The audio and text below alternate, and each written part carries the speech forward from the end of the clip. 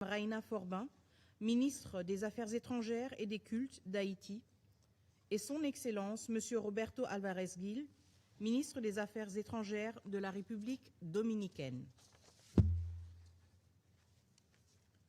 Conformément à l'article 39 du règlement intérieur provisoire du Conseil, j'invite les intervenants suivants à participer à la présente séance. Monsieur Carlos Ruiz Massieu, représentant spécial du secrétaire général et chef du bureau intégré des Nations Unies en Haïti. Madame Monica Djouma, directrice exécutive de l'Office des Nations Unies contre la drogue et le crime. Madame Vanessa Fraser, représentante spéciale du secrétaire général pour la question des enfants et des conflits armés. Et Monsieur Jack Christofides, représentant spécial de la force de répression des gangs en Haïti. Il en est ainsi décidé. Le Conseil de sécurité va maintenant aborder l'examen du point 2 de l'ordre du jour.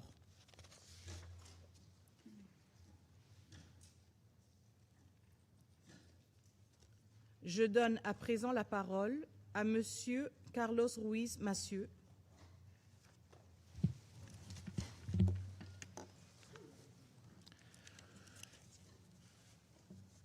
Merci, Madame la Présidente. Et Madame la Présidente, distingués membres du Conseil, Excellences, c'est un plaisir de vous informer de la situation en Haïti, aux côtés de Jack Christofides, représentant spécial de la force de répression des gangs, Monica Djouma, directrice exécutive de l'Office des Nations Unies contre la drogue et les crimes, et Vanessa Fraser, représentante spécial du secrétaire général pour les enfants et les conflits armés. Et je salue également la présence de son Excellence Madame Raina Forbin, ministre des Affaires étrangères et des cultes d'Haïti, et la présence de l'excellent ministre des Affaires étrangères de la République dominicaine, Monsieur Roberto Álvarez. Et Madame la Présidente, Haiti continued to face persistent insecurity, acute humanitarian needs, and institutional challenges, with devastating consequences for its population. Yet, recent developments demonstrate that there still remains an opportunity to move the political transition forward, begin reversing the threat posed by gangs, and restore democratic governance. The challenge now is to sustain that momentum and translate it into tangible improvements for the Haitian people. Madam President, the transition stands at a critical moment.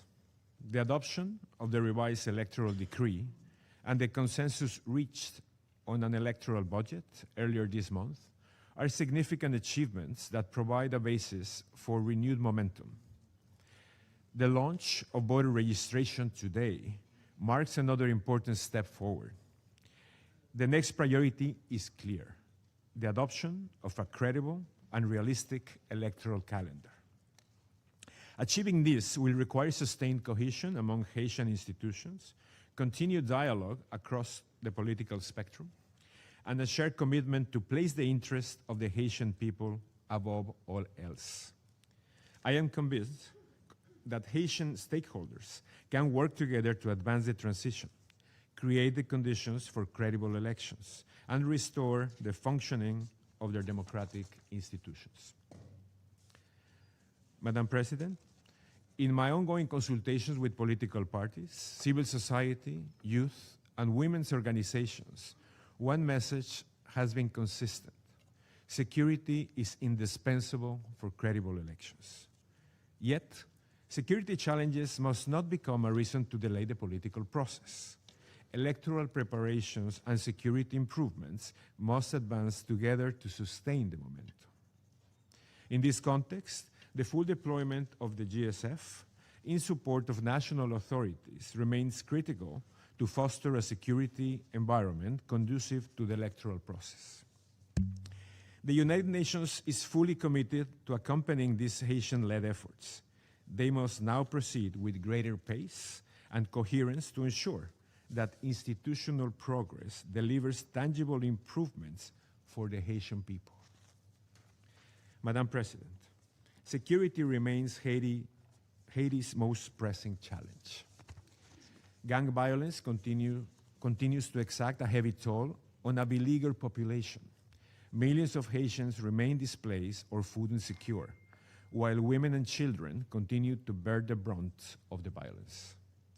Recent attacks in Cité Soleil, Kenskoff, as well as in the Southeast and Artibonite departments, demonstrate the continued reach of gangs and the imperative need to step up efforts to break their influence and strengthen the protection of populations.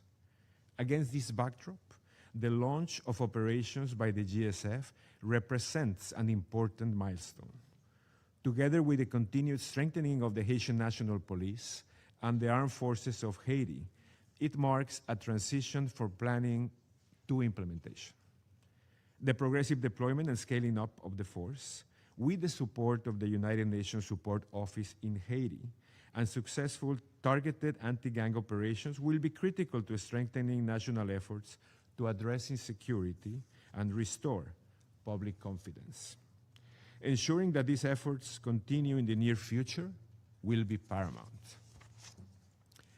At the same time, ensuring the full compliance of these operations with international human rights law and relevant international standards is also essential to sustaining legitimacy, strengthening public trust, and achieving lasting security gains.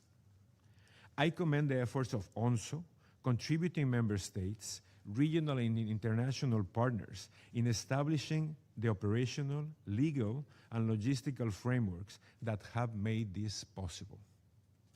Equally important is the close coordination now established among BINU, ONSO, the GSF, Haitian institutions, and international partners. Success depends on security, political engagement, and humanitarian action reinforcing each other. Madam President, security operations alone will not produce lasting peace.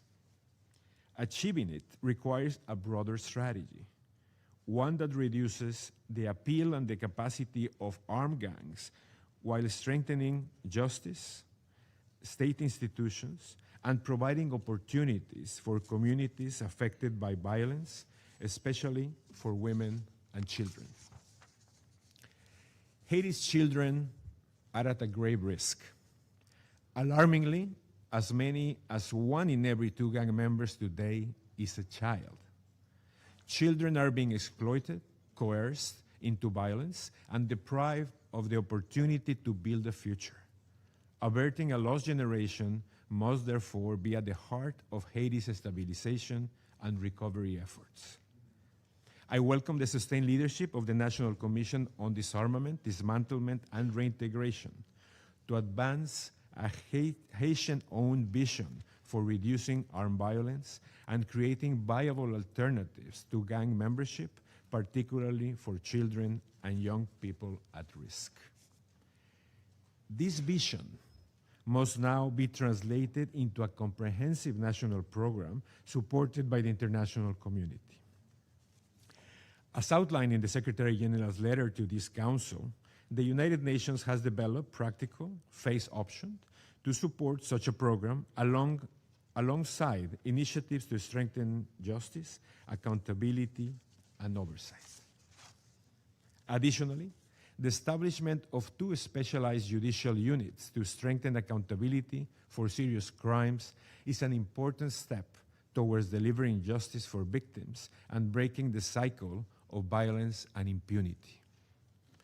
I encourage member states, including those seeking complementary avenues to support Haiti's stabilization efforts, to channel their support through the proposed multi-party trust fund.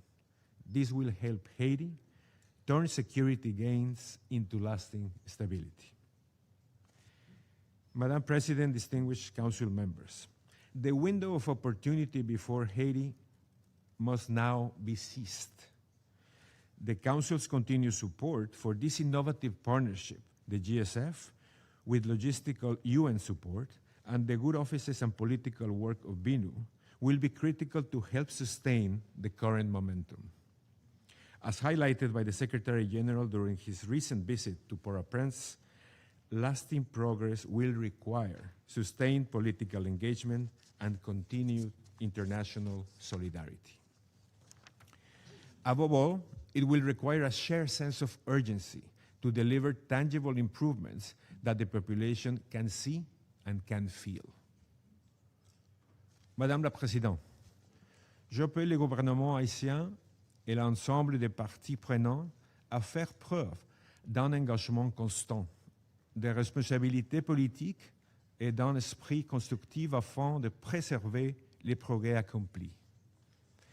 J'encourage également les États membres à fournir les ressources nécessaires pour appuyer les priorités nationales, consolider les acquis en matière de sécurité et créer les conditions propices à la tenue d'élections et au rétablissement de la gouvernance démocratique. Les Nations Unies demeurent résolument engagées à accompagner les efforts menés par Haïti sur cette voie. Le peuple haïtien attend depuis trop longtemps. Il mérite que les progrès accomplis se traduisent par des améliorations concrètes de ses conditions de vie et par de nouvelles perspectives pour l'avenir. Je vous remercie. Je remercie M. Ruiz Massieu pour son exposé et je donne à présent la parole à Mme Monica Juma. Madam President, distinguished members of Council, Excellencies, I am honored to address the Security Council for the first time as Executive Director of the United Nations Office on Drugs and Crime and to present UNODC's 11th report on the situation in Haiti, which covers the period between January and July 2026. In preparation for this briefing, I traveled to Haiti last week. While I have visited Haiti in my previous capacity during the MSS deployment, my desire this time was to engage with the people and situation on the ground ahead of this session. During my visit, I met with the Prime Minister, senior government officials, including Ministers of Justice and Public Security, of Finance and Economy, the Director General of the Haitian National Police. I also held a briefing with ambassadors in Haiti and met with colleagues from the UN family, including the DSRG and resident coordinator, and the special representative of the Gang Suppression Force and head of UNSO, all of whom are committed to restoring peace and security in Haiti. I also traveled to and engaged with critical actors in the Dominican Republic, including Minister Roberto Álvarez, who is here, all who shared perspectives on the bilateral and regional dimension of the situation. What I witnessed on the ground gave a human face to the report being presented to you today. I saw and heard about the daily costs that organized crime imposes on ordinary people, displacement of populations, roads and schools lying empty, businesses forced to close early, and state institutions struggling to deliver safety and essential services. Yet, I also heard of and witnessed the extraordinary resilience of the Haitian people, communities refusing to surrender to fear or violence, public servants working to keep institutions functioning against extraordinary odds, and police officers reporting for duty with limited resources and at enormous personal risk against well-armed and resourced gangs. That determination deserves more than our recognition. It calls for support and sustained action. Excellencies, the report before the Council today documents an important shift. Haiti's armed gangs are no longer simply seeking to capture territory. They are seeking to capture the systems of governance and the economic lifelines on which communities and institutions depend. They are competing for control over transport corridors, fuel supplies, food distribution network, and illicit markets. Every checkpoint they control symbolizes their authority. Their criminal portfolios have in turn diversified. drawing from multiple illicit revenue streams and creating a criminal ecosystem that is more adaptable, more resilient, and sophisticated to dismantle. Organized crime is reshaping and in some cases replacing the authority of the state, essentially holding government and population hostage. Meanwhile, gangs continue expanding their influence beyond the capital into Antibonite, the Center Department, and southern transport routes. Communities previously less affected now face violence and kidnappings, with young people coerced into crime by merciless gangs. And in the absence of official public security, some gangs now present themselves as so-called community protectors, further blurring the line between criminal violence, vigilante justice, and legitimate authority, thus eroding public trust. That is why Haiti's crisis should not be understood as a security crisis alone. It is increasingly a governance crisis driven by organized crime, with consequences for the upcoming elections, the humanitarian response, and long-term prosperity and development. Nor is this crisis confined to Haiti's borders. Illicit firearms, including military-grade weapons, continue to flow into Haiti from abroad.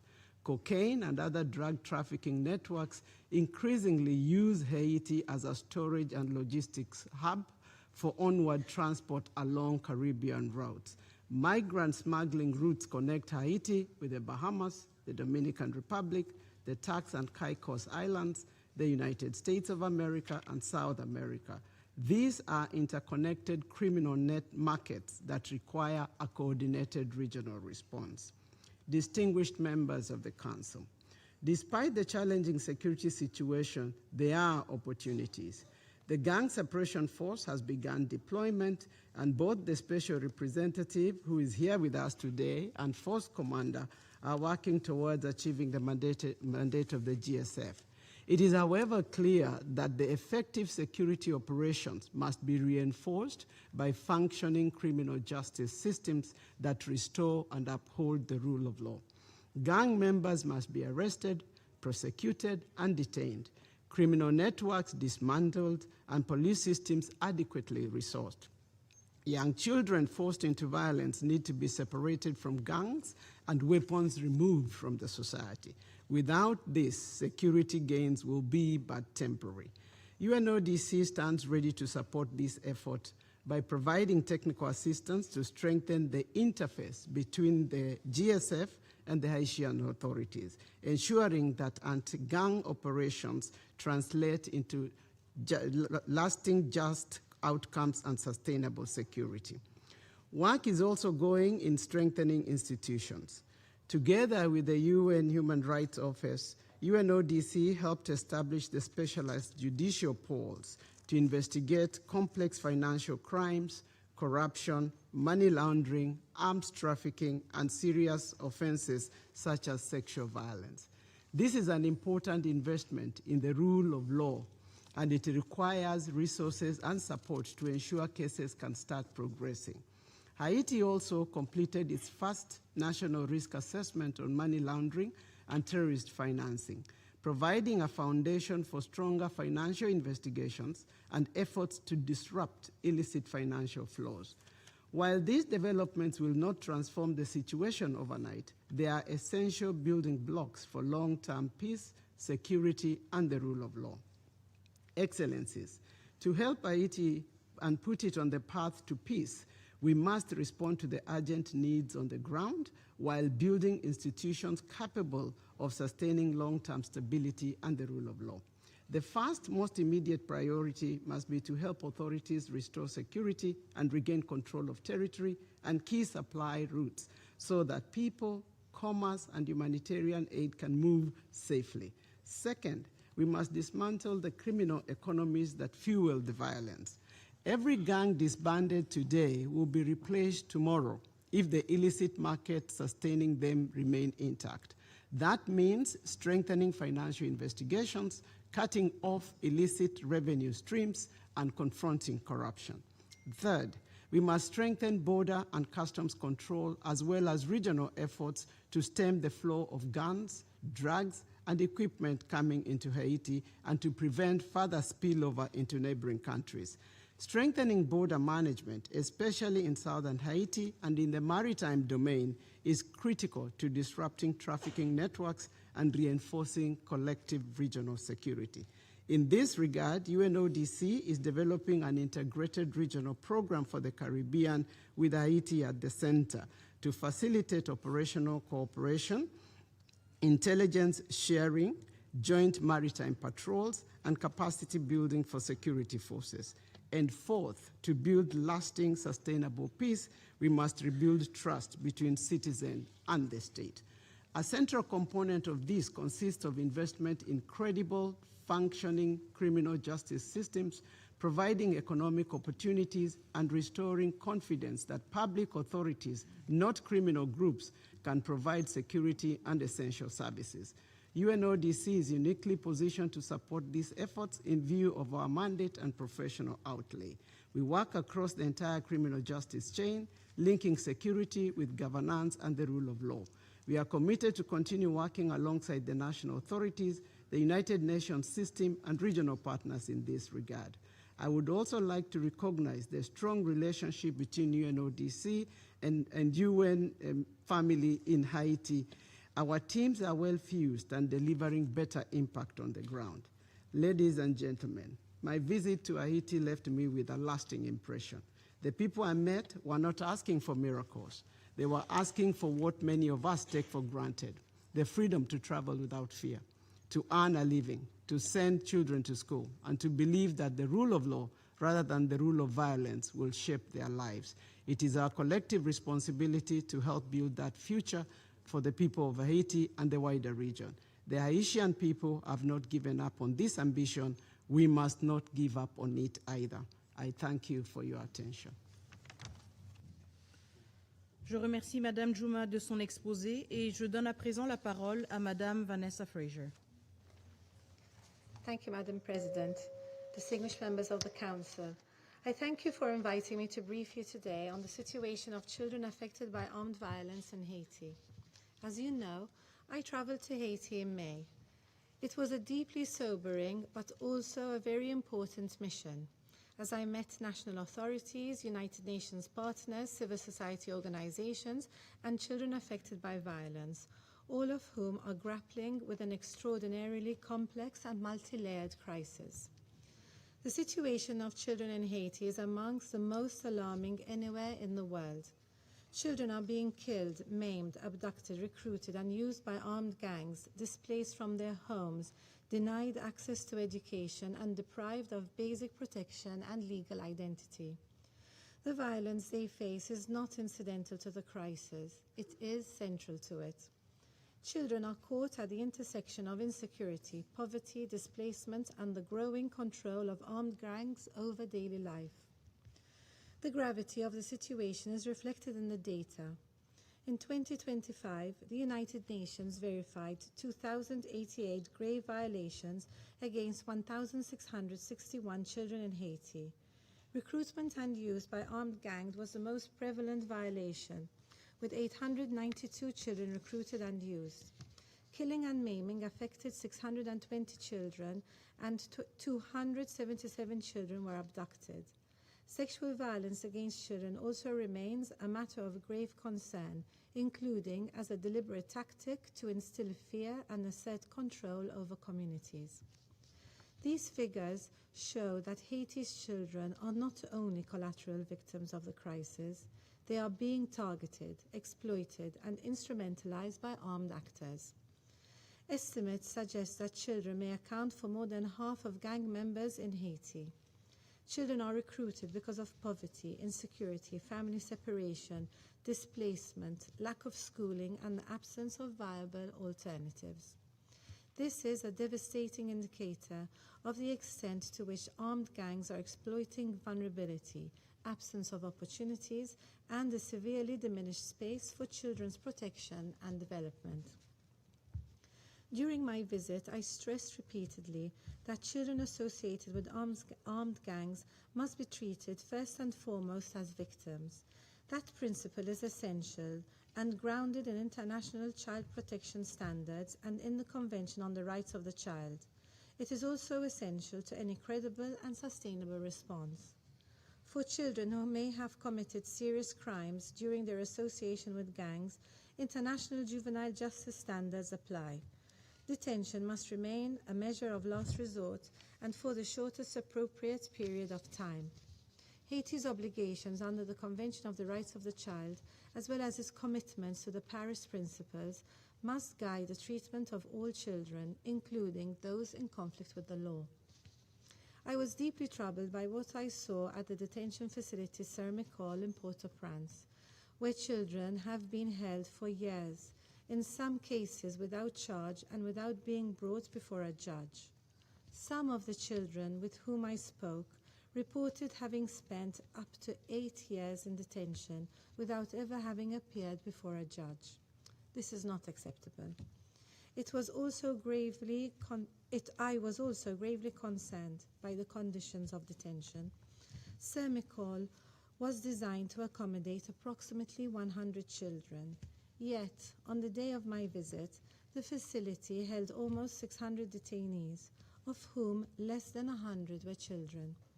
The remaining detainees were adults, many of whom should not have been accommodated in a facility intended for children. This severe overcrowding has further exacerbated the situation of children deprived of their liberty, who are confined to highly restricted spaces in order to maintain separation from the adult population. I raised these concerns directly with the authorities and urged the immediate review of all cases involving children deprived of their liberty, strengthening judicial oversight, and the release of children wherever possible in accordance with international juvenile justice standards. Children should not spend years in detention because protection and justice systems have failed to respond. I also stressed that the loss, destruction, or absence of case files can under no circumstances justify the continued detention of a child. Such cases must be resolved without delay and in full respect of due process guarantees. I also advocated strongly for the full implementation of the Handover Protocol. This protocol is one of the most important practical tools available in Haiti today. It provides a clear framework for transferring children encountered during security operations to child protection actors rather than detention pathways. I am encouraged that more than 570 children have already been handed over to civilian child protection actors under this framework. This is a significant achievement and proof that practical solutions are possible when there is political will and coordinated action. At the same time, implementation remains uneven. There is an urgent need to standardize procedures, clarify roles, and ensure that all actors apply the protocol consistently. I therefore welcomed the discussion underway between the Ministry of Justice, the National DDR Commission, Institute of Social Welfare and Research, the EBSR, UNICEF, and other partners to develop an implementation manual that would clarify the distinction between the child protection pathway for children associated with gangs, who must be treated first and foremost as victims, and the juvenile justice pathway that may apply where a child is alleged to have committed a serious offense. A clear and coherent system is essential if Haiti is to avoid ad hoc responses and is to prevent children from falling through the cracks. The urgency of this work cannot be overstated. If the GSF achieves the operational impact that is envisaged, larger numbers of children are likely to be separated from armed gangs and referred through the Handover Protocol. The protocol and accompanying procedures must therefore be fully operational, well coordinated, and consistently implemented before those capacities are tested at scale. Any gaps or delays that are manageable today risk becoming major protection risks tomorrow. This is why investing now in effective implementation, clear responsibilities, and adequate reception and reintegration capacities is so crucial. Madam President, My visit took place at a critical moment as the gang suppression force prepares for deployment. I emphasized in all my meetings that security and child protection cannot be separated. The deployment of the GSF creates both risks and opportunities. The risk is that children encountered during operations may be treated as security threats and moved into detention and criminalization. The opportunity is that if the right systems are in place, children can be separated from armed gangs, transferred to civilian child protection actors, and given a real chance at reintegration. However, this opportunity can only be realized if the handover protocol is functioning effectively and consistently in practice. A child protection response is only as strong as the system that supports it. I was encouraged to hear that the GSF recognizes that children are to be treated primarily as victims and that protocols and systems are being put in place to protect children during operations. I also welcomed the development of standard operating procedures, child protection training before and during deployment, and efforts to align operational arrangements with the handover protocol. These are important safeguards and they must be fully implemented. In this regard, I wish to reiterate the readiness of the United Nations to cooperate with the GSF on child protection. However, we must be clear, security operations alone will not solve Haiti's crisis. If large numbers of children are separated from gangs without adequate reception, rehabilitation, and reintegration capacity, the likely outcome will be re-recruitment, further marginalization, or prolonged detention. That would not be protection. It would simply transfer children from one form of harm to another. This is why reintegration is so important. During my mission, I visited reintegration projects in Port-au-Prince and Les Cayes, where I had the privilege of speaking directly with children who had escaped or been released from armed gangs. Their courage was humbling. Their needs were immense. Reintegration is not simply a matter of handing a child over to a facility. It requires family tracing, psychosocial support, education, vocational training, legal identity, community acceptance, and long-term accompaniment. I was encouraged to see work underway to expand capacity to receive children, including in Les Cayes, where a center is being renovated to receive up to 600 children separated from armed gangs. Such initiatives are essential. They need predictable long-term support. I also stress the importance of supporting the caregivers of these children and of creating opportunities for children through education, vocational training, and partnerships with the private sector. Reintegration will not succeed if children return to the same conditions of exclusion and vulnerability that made them vulnerable to recruitment and use by armed gangs in the first place. I was particularly struck by the issue of legal identity. Many children coming out of armed gangs do not have birth certificates because their documents have been taken or destroyed. Without legal identity, children cannot easily access services, education, justice, or protection. They become invisible. I therefore welcome the discussions on restoring legal identity, strengthening civil registration, and addressing this critical gap as part of Haiti's broader child protection response. I was also encouraged by the emphasis on prevention. The Haitian authorities and partners spoke to me about the importance of community sensitization, social cohesion, religious leaders, local networks, and even social media engagement to deliver peace messages and counter recruitment. These approaches matter. I would also like to commend the initiative of the Minister of Foreign Affairs and Religious Affairs in convening an interfaith conference at the end of May. By bringing together religious and community leaders from across Haiti, the conference aimed to highlight the important role that faith and community actors can play in sensitizing communities to view children formerly associated with armed groups primarily as victims, deserving of support, acceptance, and reintegration into community life. Prevention begins at home, in the community, in the classroom, and in public spaces. It requires trusted messages, safer communities, and real alternatives for children and adolescents. Madam President, the education crisis in Haiti is also a child protection crisis. I was informed that thousands of schools are closed or not functioning, including because they are occupied by armed gangs or used by internally displaced persons. For children, the collapse of education is a loss of learning, as well as a loss of protection, structure, and hope. A child who is out of school is exposed to recruitment, exploitation, and violence. Education must therefore be treated as part of the protection response. I was encouraged by the work of the UN system, as well as by the tireless efforts of civil society organizations operating in extremely difficult circumstances. I also welcome the interest of donor and member states in supporting Haiti's response. The needs are far greater than the current resources.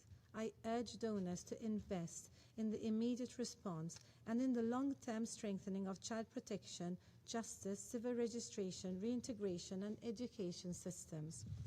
In particular, we need sustained support for Haitian institutions such as the BASR, the justice system, the National DDR Commission, and community-based protection and reintegration structures. We also need to support reception and rehabilitation centers, psychosocial services, family tracing, and social and economic reintegration, including for older adolescents and youth. Short-term funding cycles will not be sufficient.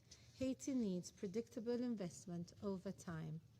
Madam President, my visit to Haiti left me with a strong sense of urgency, but also with a sense that there is a real opportunity to make progress if we act with coherence and determination.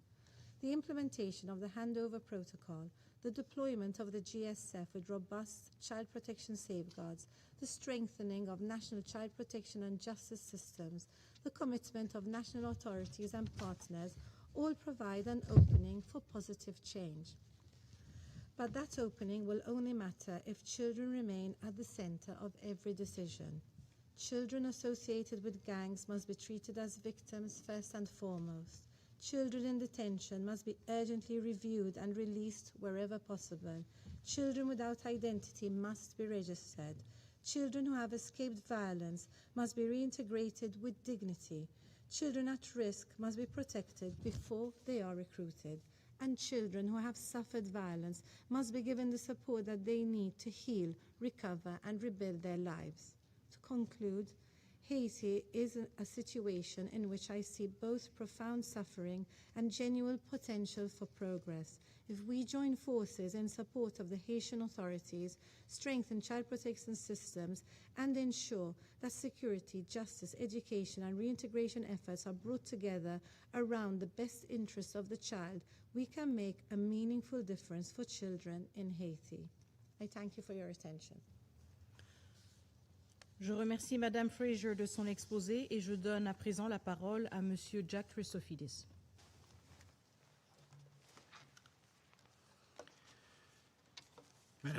Madam President, distinguished council members, thank you for the opportunity to brief you on the progress of the Haiti Gang Suppression Force.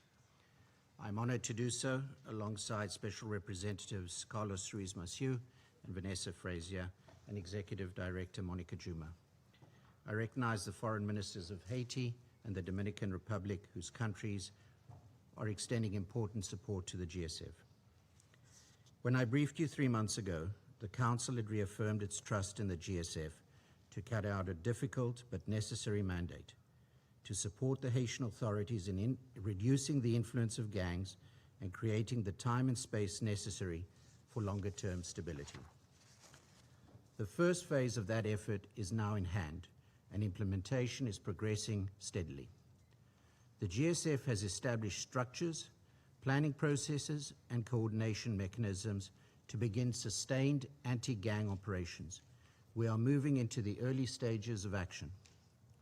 The force has established its headquarters and rules of engagement, as well as some of the first command and control arrangements and intelligence structures. It deployed its first forward operating base inside the strategic area, established continuous patrol patterns, and commenced early operations against gang infrastructure. On 21 June, the GSF conducted a cordon search and clear operation in Tabare, a major district of the Port-au-Prince metropolitan area. This led to the apprehension of several suspected individuals and the destruction of hundreds of Molotov cocktails. Immediately on the heels of that operation, we continued with mounted, dismounted, daytime and nighttime patrols in the same area and brought in bulldozers that removed barricades used by gangs to hold territory. I point out this example because it aligns with our concept of operations, which is deliberately incremental. The mission is concentrating resources in carefully selected priority areas, establishing persistent security and progressively expanding operational reach. Every push forward contributes to the conditions that make the next operation possible and more effective. These foundations are the building blocks of a functioning multinational force. On 6 July, the GSF seized weapons and ammunition that we reported to the Security Council panel of experts and placed in the custody of the Haitian authorities. Another example of this operational model occurred last week during a subsequent operation in the municipality of Delma. Despite coming under fire from gangs, the GSF successfully achieved its objective of finding and dismantling a cache of improvised incendiary devices, demonstrating both growing tactical proficiency and commitment to incremental expansion. Madam President, equally important has been the development of the institutional framework necessary to carry out responsible operations. I am grateful to the government of Haiti for its efforts to conclude with us, in a short period of time, the legal arrangements for facilitating the mission's speedy deployment and operational activities. These include status protection agreements for troop and police contributing countries and a handover agreement for the safe and legal transfer of detainees.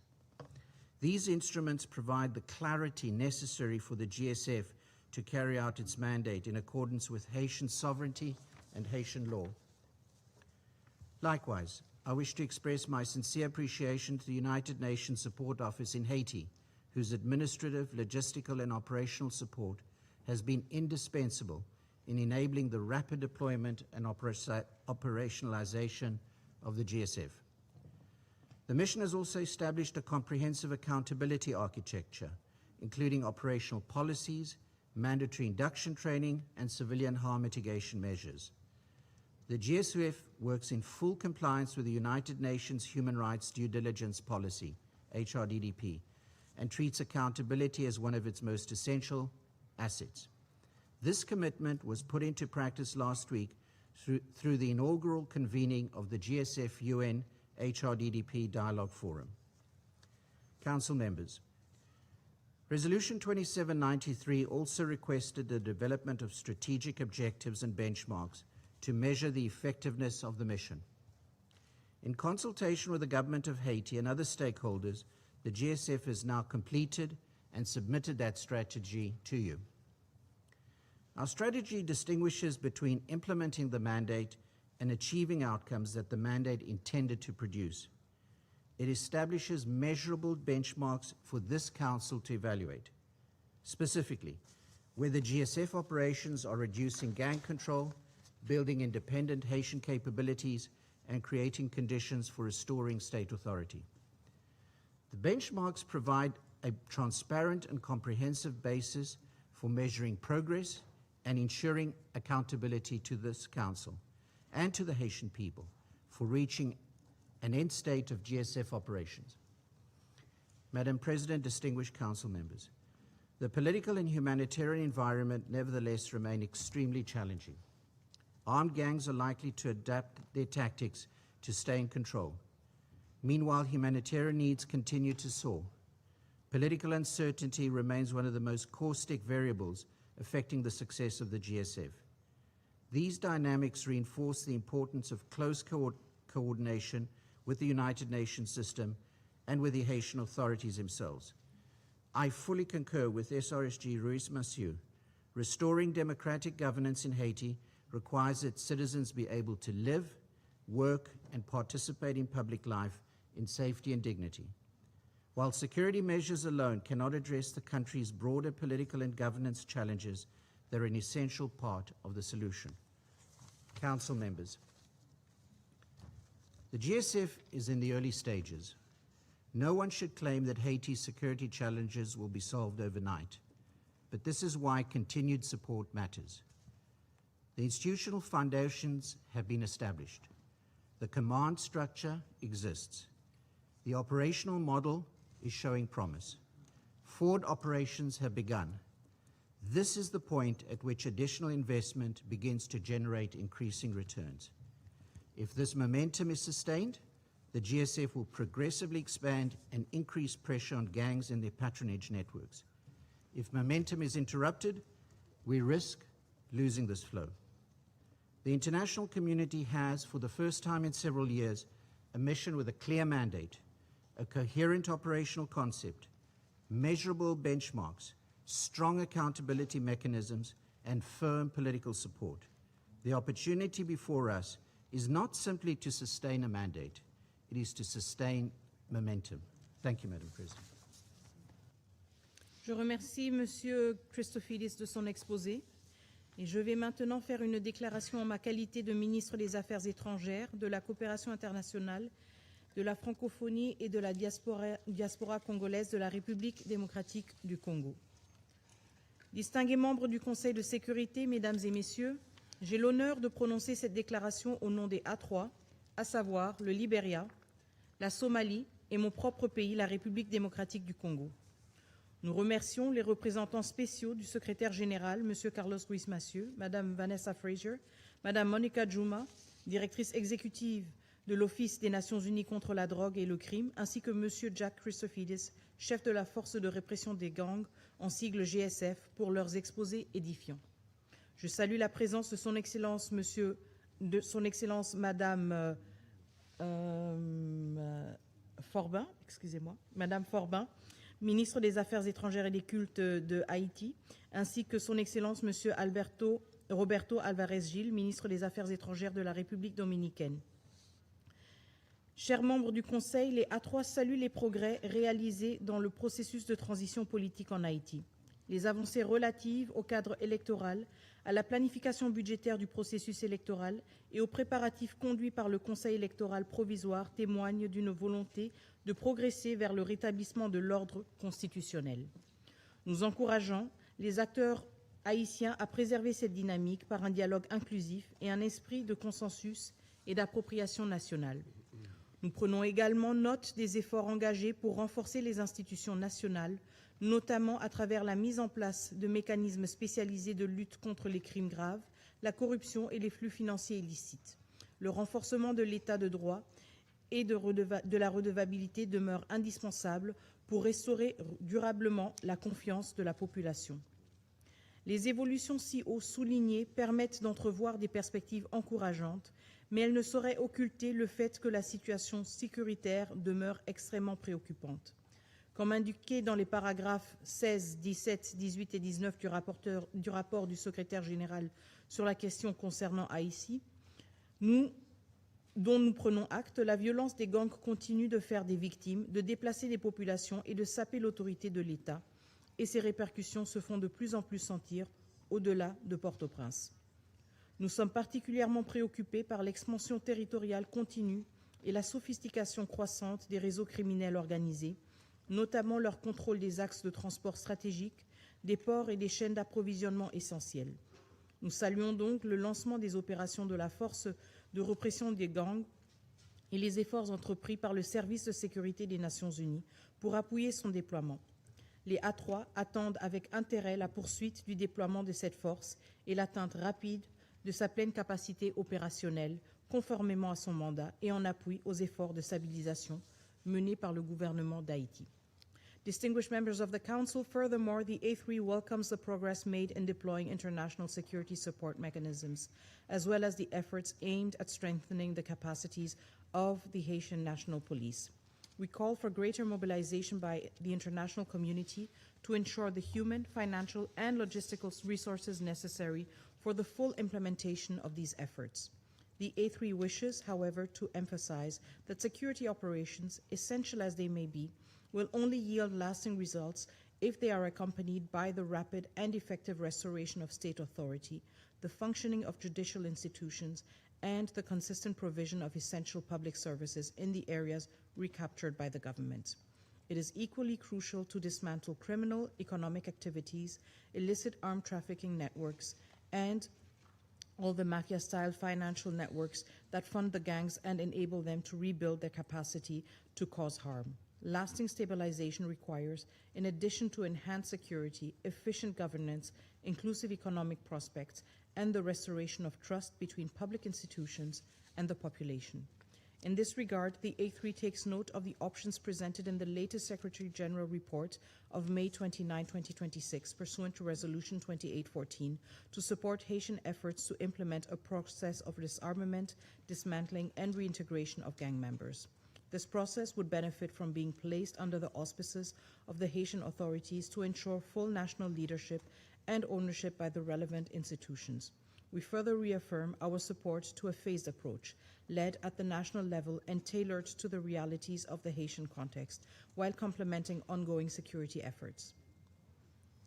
In the view of the A3, the success of this process will depend on a sustained commitment from international community based on consistent political support, adequate resources, predictable and sustainable funding.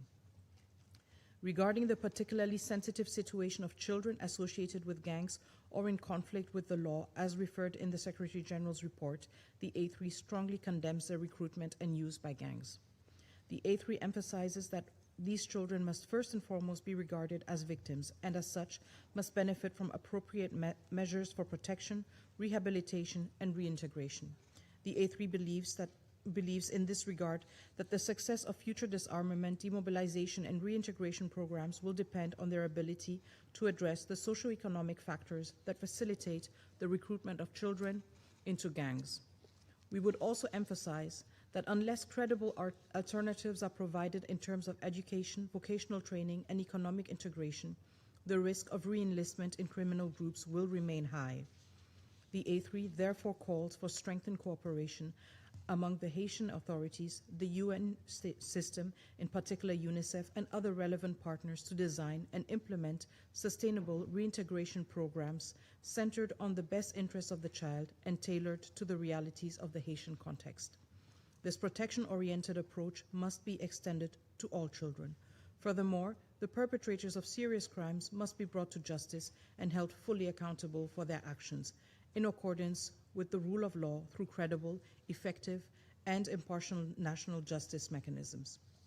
Distinguished members of the Council, the A3 reaffirms that the fight against impunity remains an essential pillar of lasting peace. Strengthening judicial capacity, anti-corruption mechanisms, and financial investigations is essential to consolidate the political and security gains made.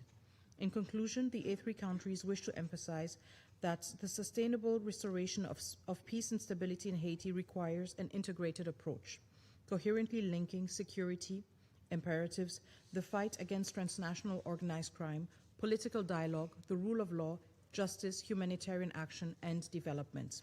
The current momentum presents a window of opportunity that must be capitalized upon and preserved. Success will depend above all on the commitment of Haitian stakeholders with the constant, consistent, and sustained support of the Security Council and the international community.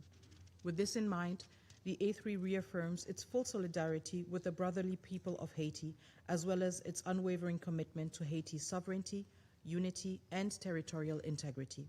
We reiterate our support for the effort led by the Haitian authorities and the people to restore constitutional order, lasting peace, and inclusive, sustainable development. I thank you.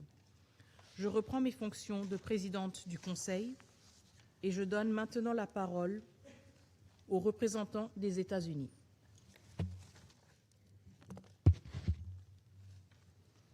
Thank you, Madam President. Good to see you.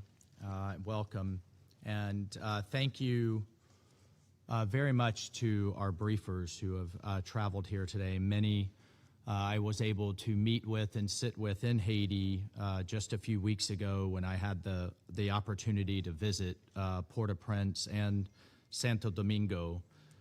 during my trip down. I was able to see the officials from both the United Nations, the Haitian government, the Dominican government, and a number of other brave and interested parties like UNICEF, the NGO Save the Children, and others who are working the incredibly heartbreaking issue of reintegration of children.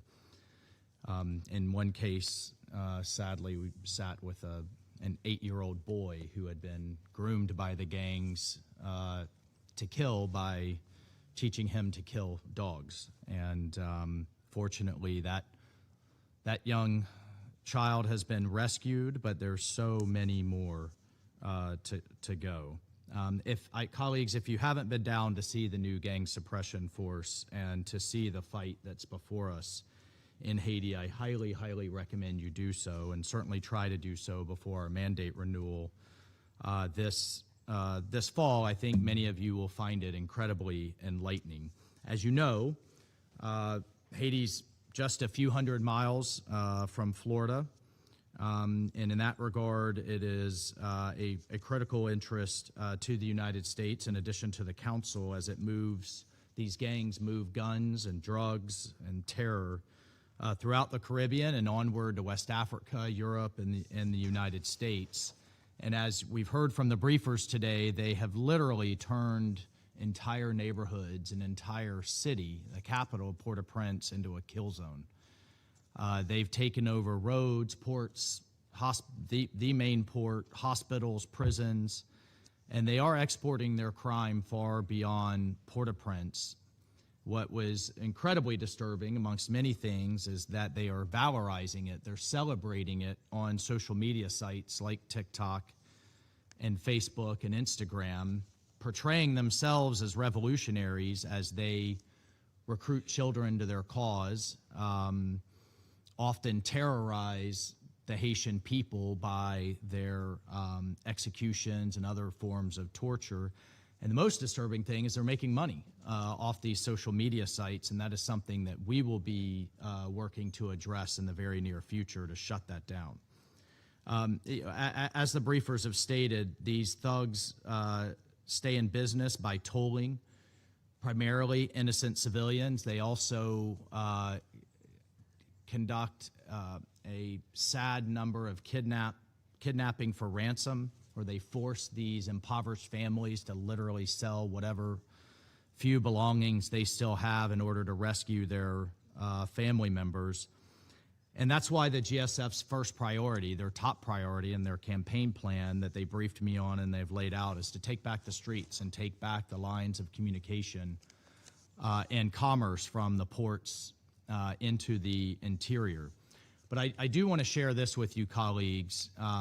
From the Mongolian commander on down, these men and women are the real deal. I've seen these kinds of forces all over the world, all over the Middle East, South Asia, and Africa. And I know a well-led unit when I see one. And I thought a number of these officers, planners, from the civilians in charge of UNSO to the gang suppression force, the political operation, are dedicated, experienced, and have a good integrated plan laid out that now needs to be implemented. I saw Salvadorian aviation units, Jamaican special operations trainers, Chadian troops, and more coming in from around the world. In fact, 300 troops landed from Sri Lanka just while we were there.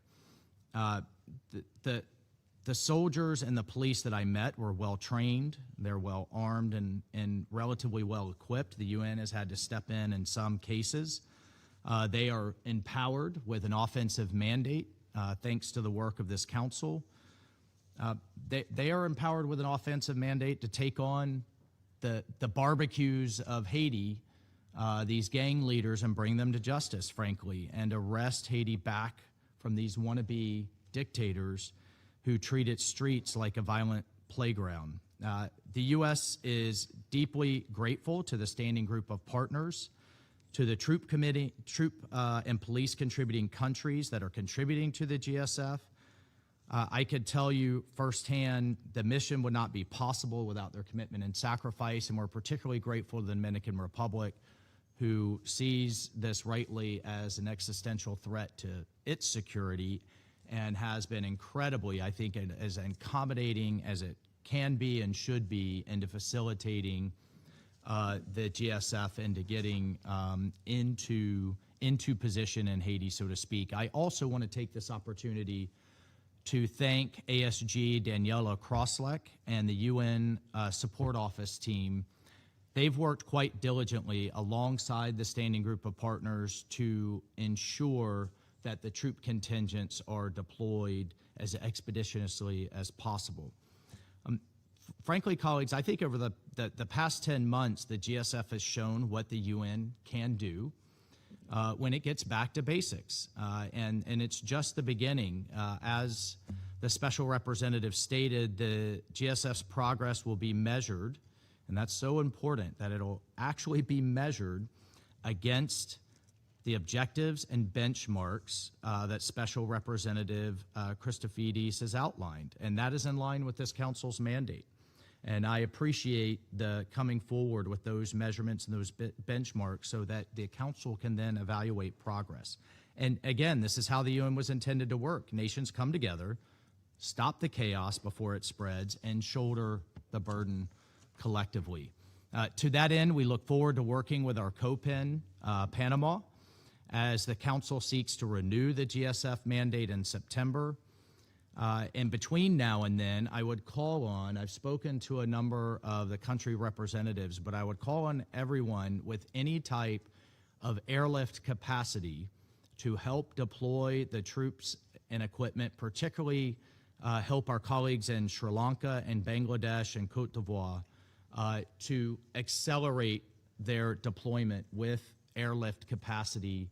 Obviously, the troops and equipment will get on the ground to help the Haitian people much faster if they come by air versus much slower sea lift.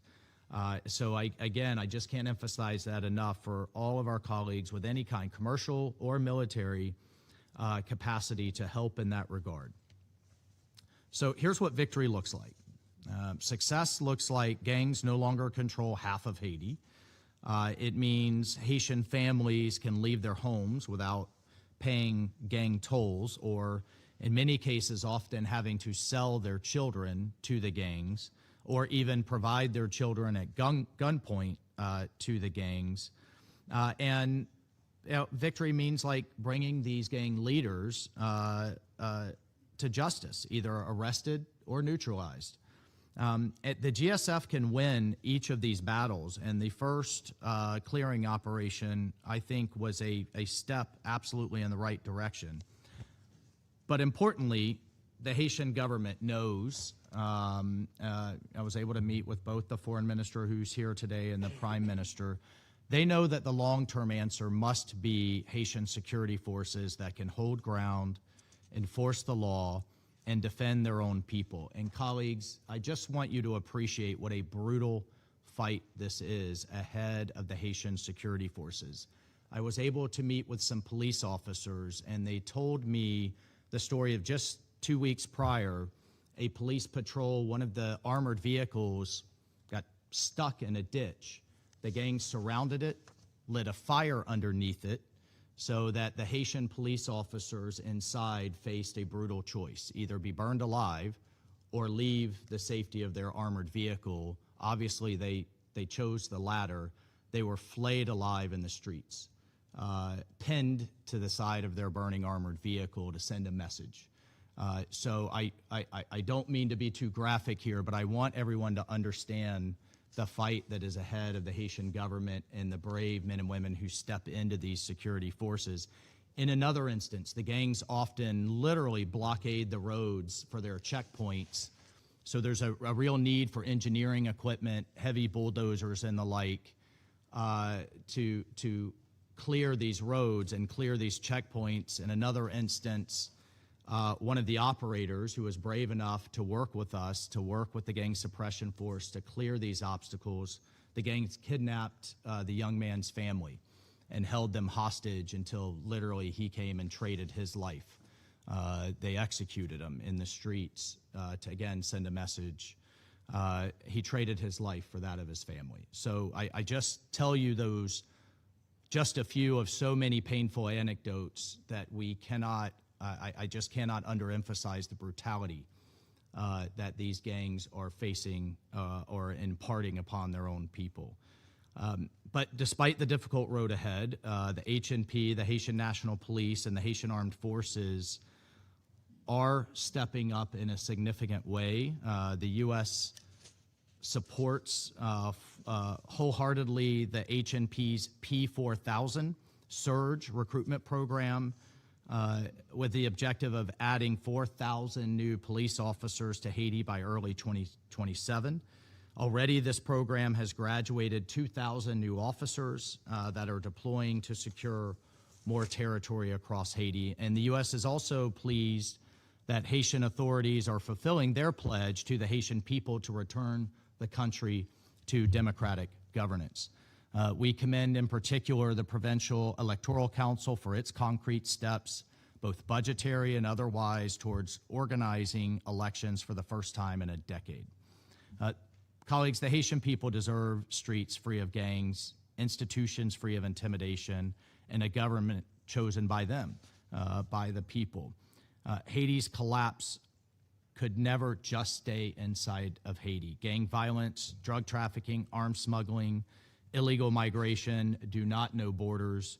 A safer Haiti supports the interests of this entire region and of every nation that wants the Caribbean to be free of criminal control.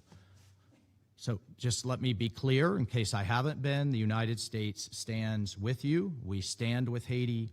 We will continue to work with the Haitians, with the GSF, and with other international partners to restore security, share the burden, and help the Haitian people take its country back.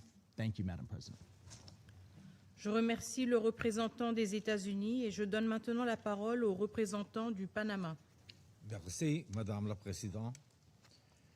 Agradecemos los informes del representante especial del secretario general para Haití, Carlos Ruiz Massieu, de la directora ejecutiva de la Oficina de las Naciones Unidas contra la Droga y el Delito, Mónica Yuma, de la representante especial del secretario general para la cuestión de los niños y los conflictos armados, Vanessa Frazier, y el representante especial de la Fuerza de Supresión de Pandillas, Jack Christofides.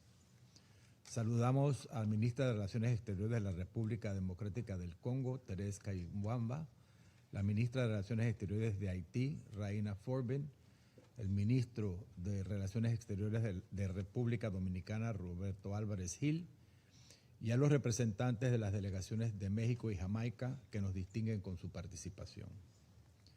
En primer lugar, valoramos la visita del secretario general a Haití y a la República Dominicana, la cual evidencia que la situación continúa ocupando un lugar prioritario en su agenda, en reconocimiento de los enormes desafíos que enfrenta esta nación, que sigue siendo símbolo histórico de liberación para toda nuestra América. De igual manera, destacamos la reciente visita de la directora ejecutiva de la UNOC, Mónica Yuma, la cual reitera el compromiso de toda la organización de las Naciones Unidas, incluidos su secretaria, agencias, fondos y programas con Haití.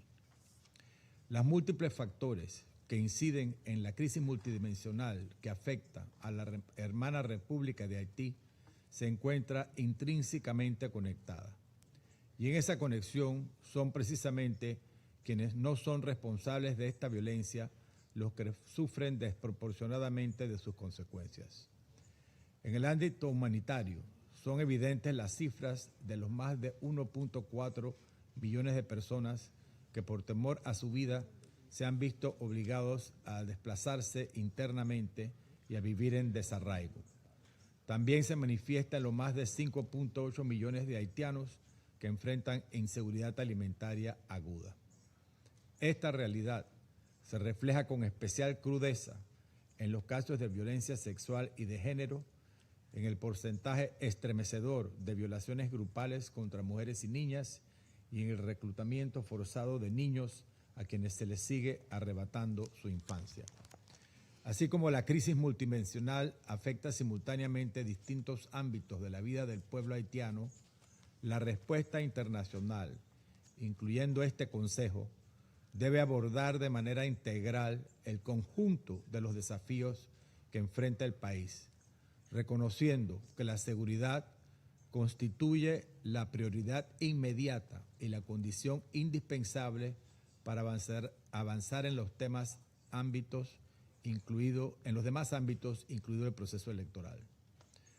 La Oficina Integrada de las Naciones Unidas, la Fuerza de Supresión de Bandas, la Oficina de Apoyo, el Comité de Sanciones, las organizaciones regionales y los socios bilaterales deben articular sus esfuerzos de manera integral, maximizando las sinergias entre sus respectivos mandatos, los cuales deben desarrollarse de manera entrelazada.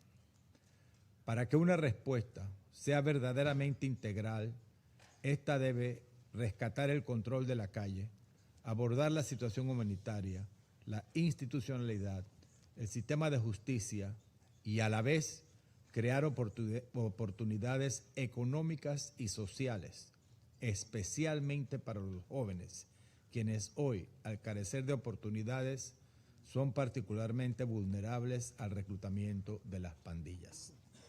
En ese sentido, tomamos nota de la carta del secretario general con opciones para el establecimiento de un programa de desarme, desmantelamiento y reintegración. Esta nota detalla una iniciativa que requiere la atención urgente de este Consejo, particularmente por su énfasis en ofrecer alternativas a los jóvenes vulnerables, al reclutamiento de las pandillas, complemento indispensable a los esfuerzos en materia de seguridad. Además, destacamos la llegada de contingentes adicionales y expresamos nuestro más sincero agradecimiento a la Oficina de Apoyo por su invaluable labor. Asimismo, saludamos de manera especial a Chad, Sri Lanka, Mongolia, Jamaica, El Salvador, Guatemala y a todos los estados que han aportado o se han comprometido a aportar contingentes para esta importante misión. En cuanto a prioridades, la situación de seguridad, esperamos que el despliegue de la Fuerza de Supresión de Bandas continúe fortaleciendo sus operaciones y consolidando los avances alcanzados en estrecha coordinación con los demás componentes de la respuesta de seguridad. Esa coordinación debe extenderse igualmente a los actores humanitarios a fin de preservar un entorno que les permita brindar asistencia de manera segura y sin interrupciones. Señora Presidenta, la estabilización de Haití no dependerá únicamente de restablecer su seguridad. Este Consejo, junto a la comunidad internacional, debe contribuir a impulsar un enfoque verdaderamente integral que combine seguridad, fortalecimiento institucional, justicia, desarrollo y protección de los derechos humanos. Sin embargo, el éxito de estos esfuerzos también requerirá el compromiso, voluntad política y liderazgo continuo de las autoridades haitianas y de su pueblo.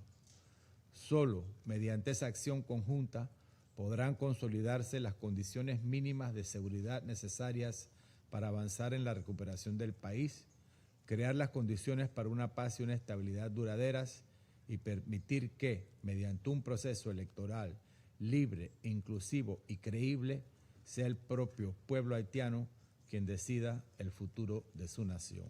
Muchas gracias. Je remercie le représentant du Panama et je donne maintenant la parole à la représentante de la Lettonie. Merci, Madame la Présidente. I thank SRSG Carlos Ruiz-Massieu, Executive Director of UN ODC, Monica Juma, SRSG for Children in Armed Conflict, Vanessa Fraser, and Special Representative for the JSF, Jack Christofides, for their very comprehensive briefings. And I welcome the participation of Ministers of Foreign Affairs of Haiti and Dominican Republic to this meeting. Madam President, Haiti stands at a pivotal moment while security, humanitarian, and political challenges remain profound, they also underscore the urgency of restoring democratic governance. We welcome the positive steps, namely amended electoral decree and the presentation of a revised, balanced electoral budget. And we encourage the Haitian authorities not to delay announcement of a clear and realistic electoral calendar. Holding elections is essential to rebuilding public confidence, demonstrating accountability to national stakeholders, and the Haitian people who desire peace, security, and stability. The current window of opportunity provides momentum, which is why preparations for the electoral process, including the expected start of the voter registration, must take place alongside the efforts to ensure optimal security conditions for inclusive and credible elections. Madam President, the deployment of the GSF is a game changer, and we commend the GSF and UNSO for their efforts and support to Haiti under exceptionally difficult circumstances. And we express our appreciation to all the member states for contributing personnel, equipment, and funds at this critical time. As security operations continue, it is equally important that the international and the Haitian national security forces fully comply with the UN human rights due diligence policy, human rights law, and international humanitarian law at all times. Compliance with human rights is a legal obligation, but also essential for strengthening public trust and ensuring the long-term effectiveness of security efforts. We also recall that women and girls are among those most severely affected by gang violence, which is why gender-responsive approach must be integrated and implemented efficiently. At the same time, lasting peace cannot be achieved through security measures alone. So we encourage the Haitian authorities to accelerate the development and implementation of a comprehensive and nationally owned disarmament, demobilization, and reintegration strategy. And we reiterate that early implementation of the DDR programs is key to achieve durable security gains and prevent gangs from regaining ground. Existing proposals prepared by national and international stakeholders, also reflected in the latest Secretary General's report on DDR strategy, provide a valuable foundation and should be carefully reviewed and adapted to current realities. Child protection and special pathways for women and girls associated with the gangs must be prioritized. Madam President, sustainable progress in Haiti requires continued institutional reforms, particularly within the justice sector. The main enablers of gang violence in Haiti, such as weak governance, widespread corruption, and fragile judiciary, should be addressed and tackled decisively to achieve concrete judicial outcomes and restore the much-needed trust in public institutions. Structural reforms are fundamental for building resilient institutions capable of delivering justice, combating impunity, and laying foundation for lasting peace and economic development. We also expect a swift and full operationalization of the 2 specialized judicial powers inaugurated in May to address mass crimes, including sexual violence. And we encourage the Haitian government to ensure comprehensive protection to women and girls of Haiti who face constant danger, insecurity, harassment, and brutality. We have observed that participation of women in different levels of governance and decision-making institutions is well below the target of 30% established in the Constitution. Significant improvement of the lives of women and girls in Haiti cannot be expected without a full, equal, and meaningful participation in the elections and in decision-making institutions at all levels of governance. And finally, Latvia continues to fully support BINUC's work, fostering inclusive political dialogue, supporting credible electoral process, strengthening the rule of law, advancing WPS agenda matters for positive change, recovery, and long-term stability that the Haitian people deserve. And Latvia remains committed to these objectives. I thank you. Je remercie la représentante de la Lettonie de sa déclaration et je donne maintenant la parole à la représentante du Danemark. Thank you, Madam President, and welcome back to the Council. I also thank our briefers for their important contributions and I welcome Their Excellencies, the Foreign Ministers of Haiti and Foreign Minister of Dominican Republic to this meeting. Madam President, as we've heard, Haiti continues to suffer a multifaceted crisis of extraordinary magnitude. Gangs are terrorizing the country.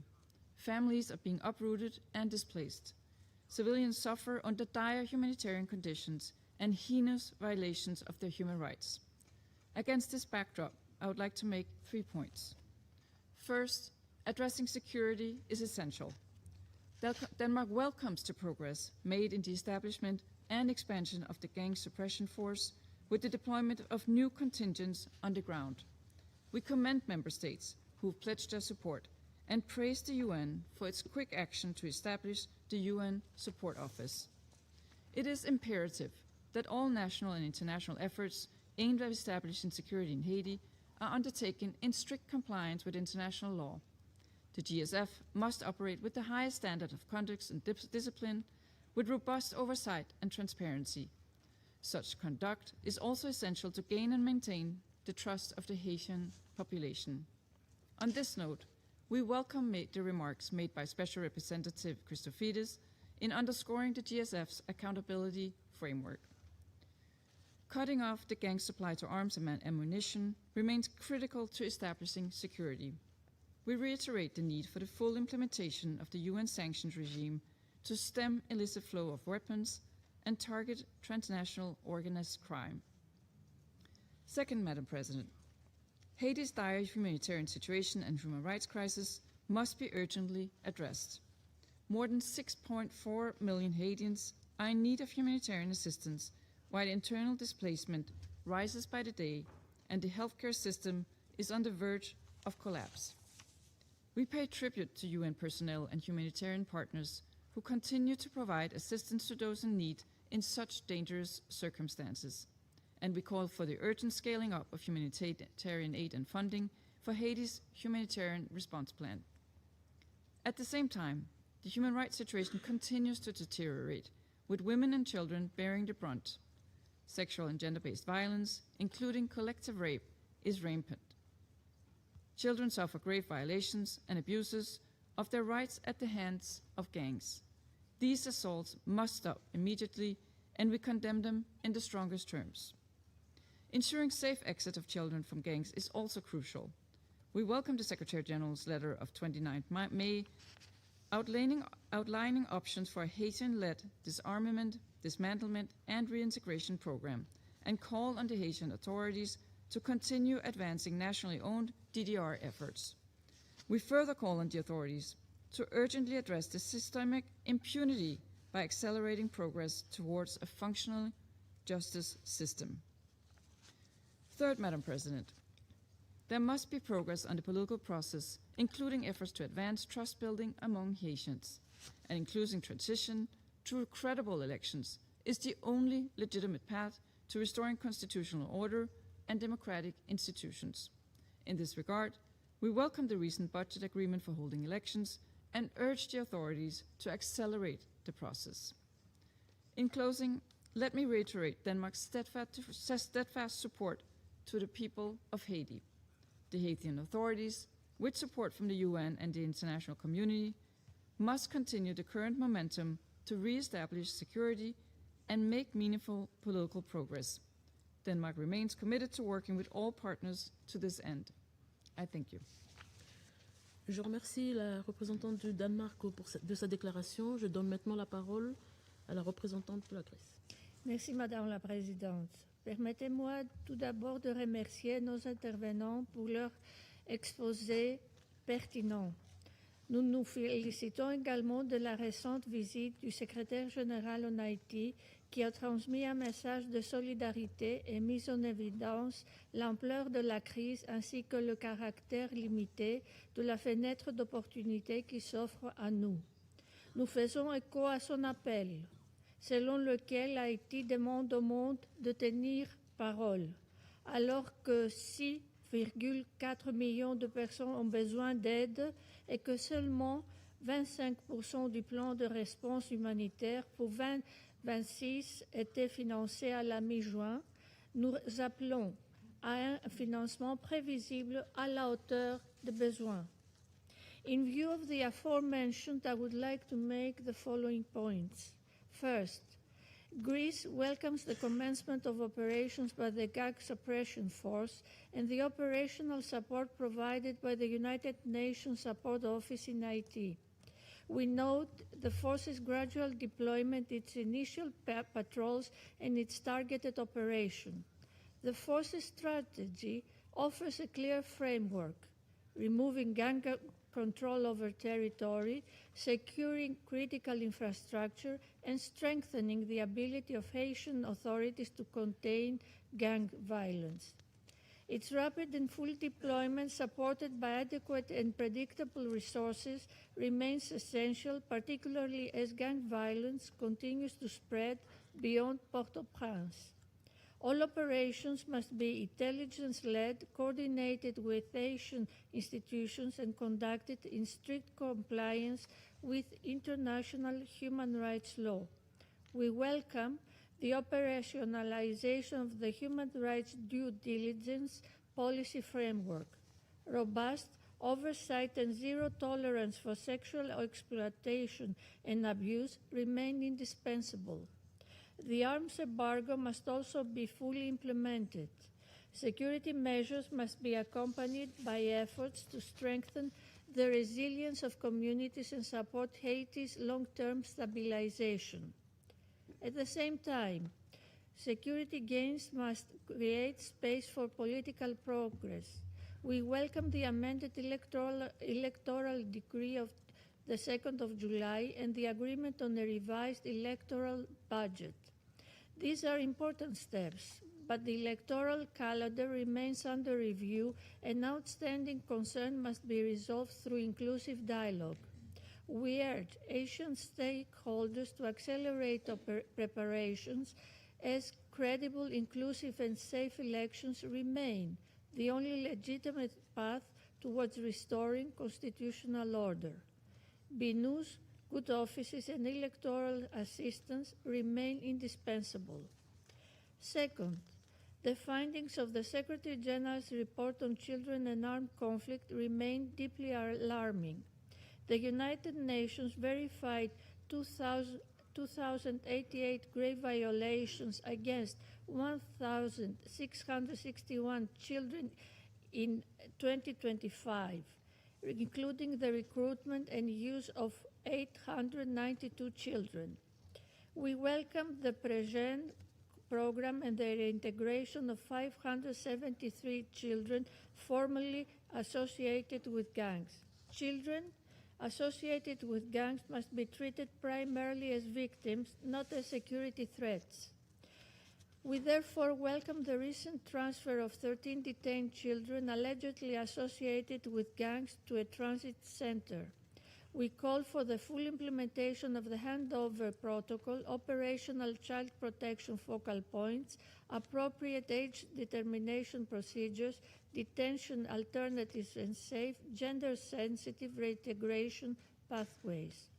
We further urge all security actors to minimize child casualties, particularly in connection with unmanned aircraft systems, and to exercise maximum restraint during law enforcement operations.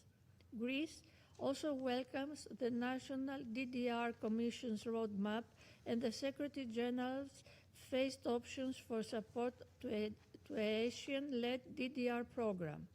It must remain linked to community violence reduction, weapons management, justice reform, and recovery, while providing safe pathways for a disengagement, reintegration, and sustainable livelihoods.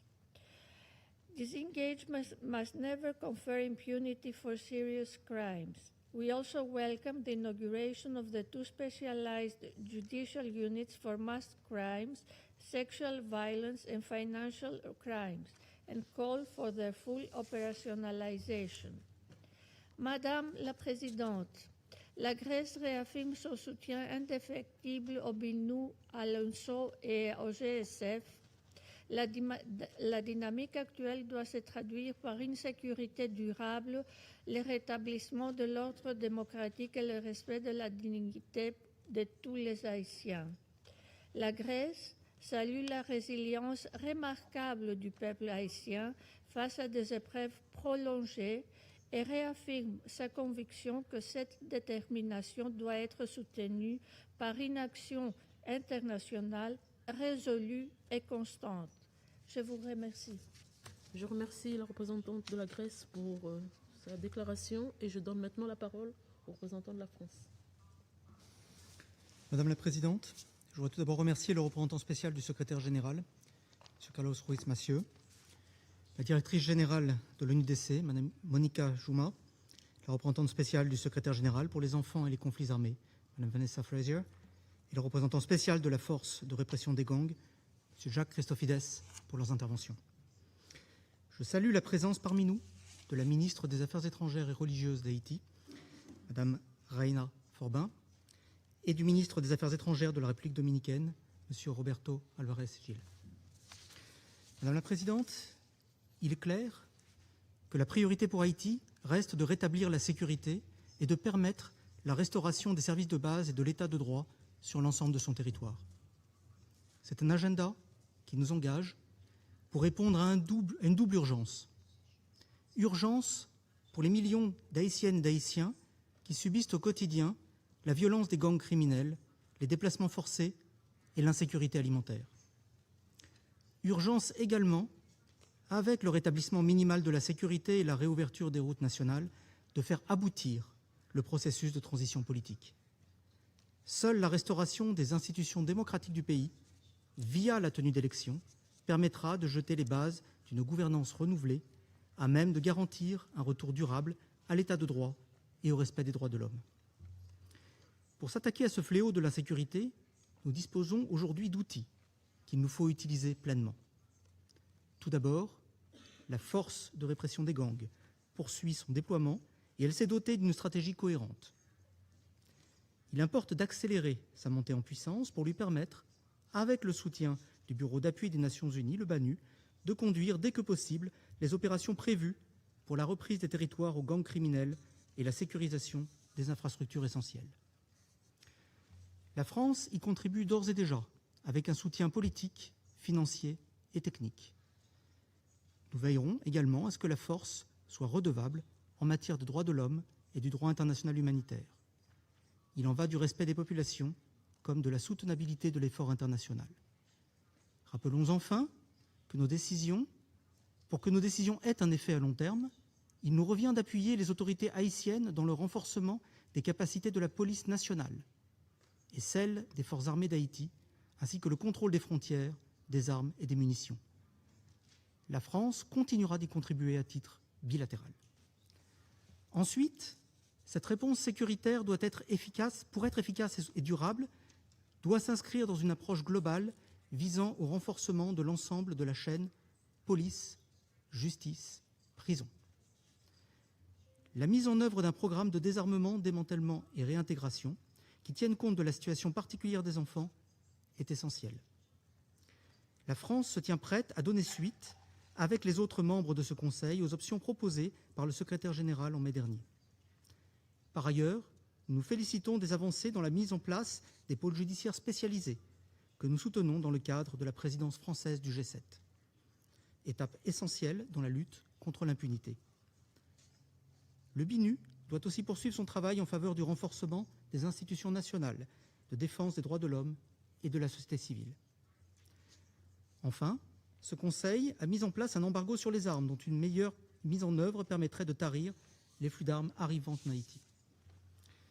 Il est complété de sanctions individuelles qui ont un effet dissuasif si elles sont appliquées aux individus qui soutiennent et financent les gangs criminels.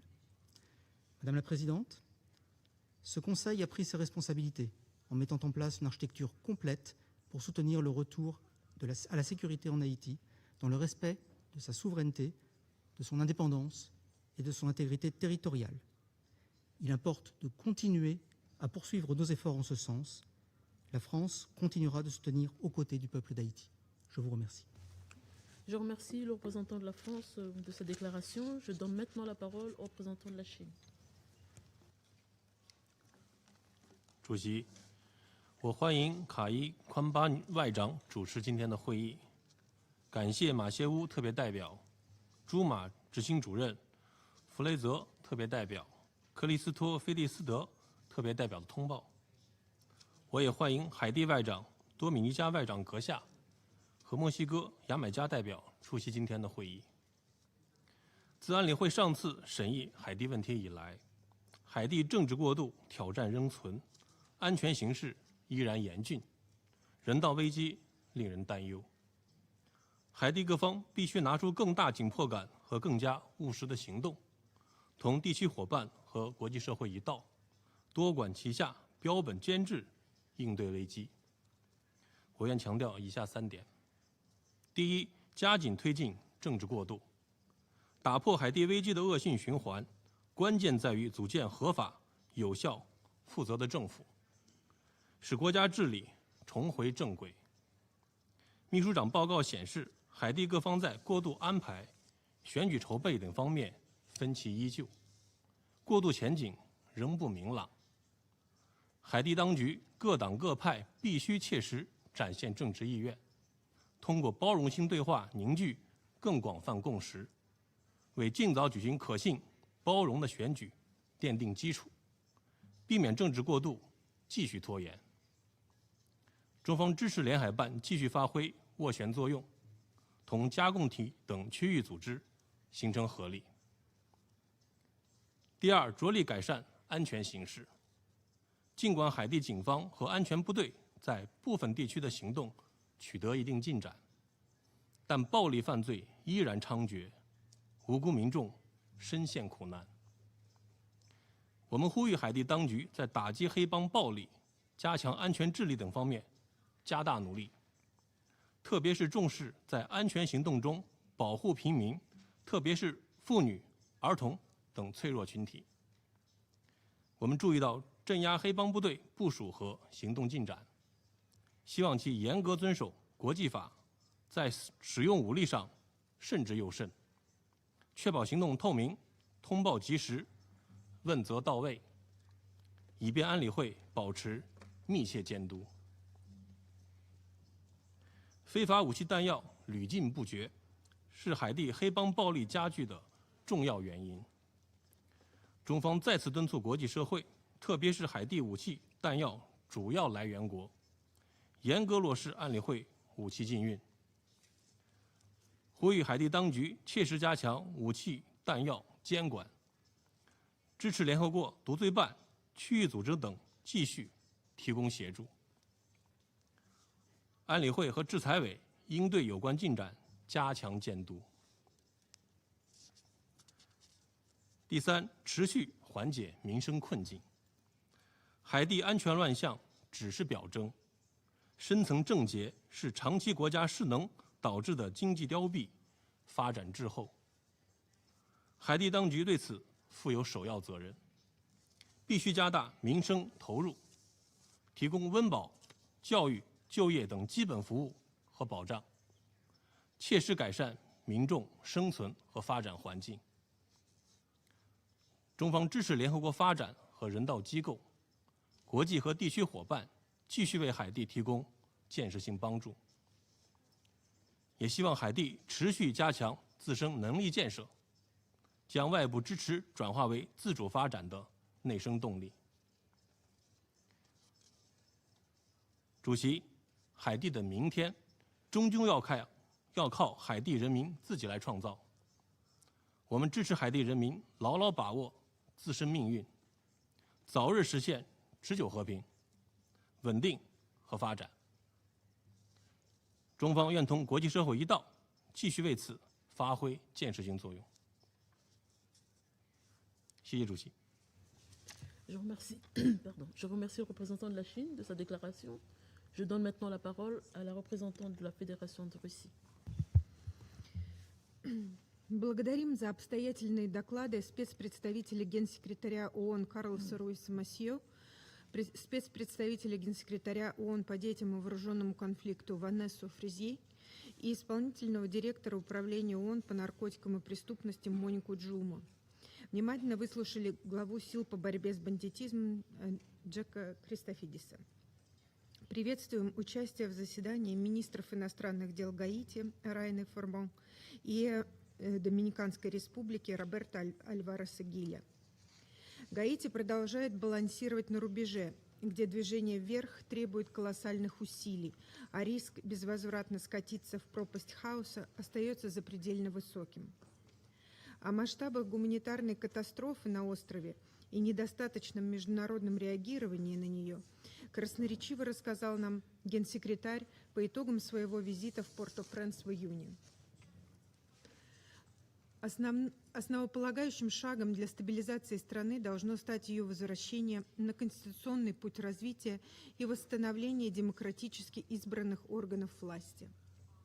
В этом контексте усилия и временных властей, и международного сообщества в лице Объединенного представительства ООН в стране справедливо сфокусированы на подготовке и организации долгожданных президентских выборов. Выражаем обеспокоенность в связи с затягиванием подготовительных мероприятий и переносом сроков голосования. Понимаем, что во многом задержка обусловлена объективной ситуацией в стране, но рассчитываем, что вскоре будут определены окончательные даты волеизъявления, которые в этот раз необходимо строго соблюсти. Призываем Временное правительство и все политические силы к диалогу и ответственной совместной работе на благо общенациональных интересов. Гаити должна самостоятельно определять свое будущее, без пагубного внешнего вмешательства, стоящего у истоков стольких проблем этой страны. Главной угрозой для безопасного электорального процесса в стране остаются банды, которые, как докладывает Управление ООН по наркотикам и преступности, из уличных группировок превратились уже в структурированные преступные сети с диверсифицированными источниками доходов и широким контролем над территорией, транспортными объектами и самой социально-экономической жизнью гаитянского населения. Вытеснить их с контролируемых ими рубежей должны силы по борьбе с бандитизмом, связки с гаитянской национальной полицией и вооруженными силами. Отмечаем прогресс в развертывании сил и операционализации отделения ООН для оказания им содействия. Рассчитываем, что теперь, когда вся логистика и материально-техническая база на месте, международный контингент сможет приступить к проведению решительных операций против гаитянских банд в рамках мандата, выданного Советом Безопасности. Одновременно вновь призываем руководство сил и ООНовских присутствий в стране обратить внимание на комплекс сопроводительных мер, без которых результаты, достигнутые силовыми методами, не будут устойчивыми. Речь прежде всего идет о комплексном разоружении и распуске банд, создании возможностей для реинтеграции их членов в мирную жизнь, а также о совершенствовании судебной и пенитенциарной системы страны для эффективного и справедливого обращения с задержанными. Отдельным приоритетом должно быть соблюдение прав детей и гуманное отношение к ним, включая случаи, когда они рекрутированы в банды. Поддерживаем работу по представленным в отдельном докладе Генсекретаря опциям международной поддержки программ разоружения и реинтеграции, при том понимании, что главную ответственность за усилия на этом направлении несут сами гаитяне. Госпожа председатель, стремление решить проблему банд исключительно силовыми методами, не затрагивая источники их финансирования и снабжения, прежде всего оружием, сродни попыткам откачивать воду из тонущего судна, оставляя без внимания саму пробоину. Вместе с тем, последний доклад УНП ООН прямо говорит о том, что контрабанда оружия на остров продолжается практически беспрепятственно.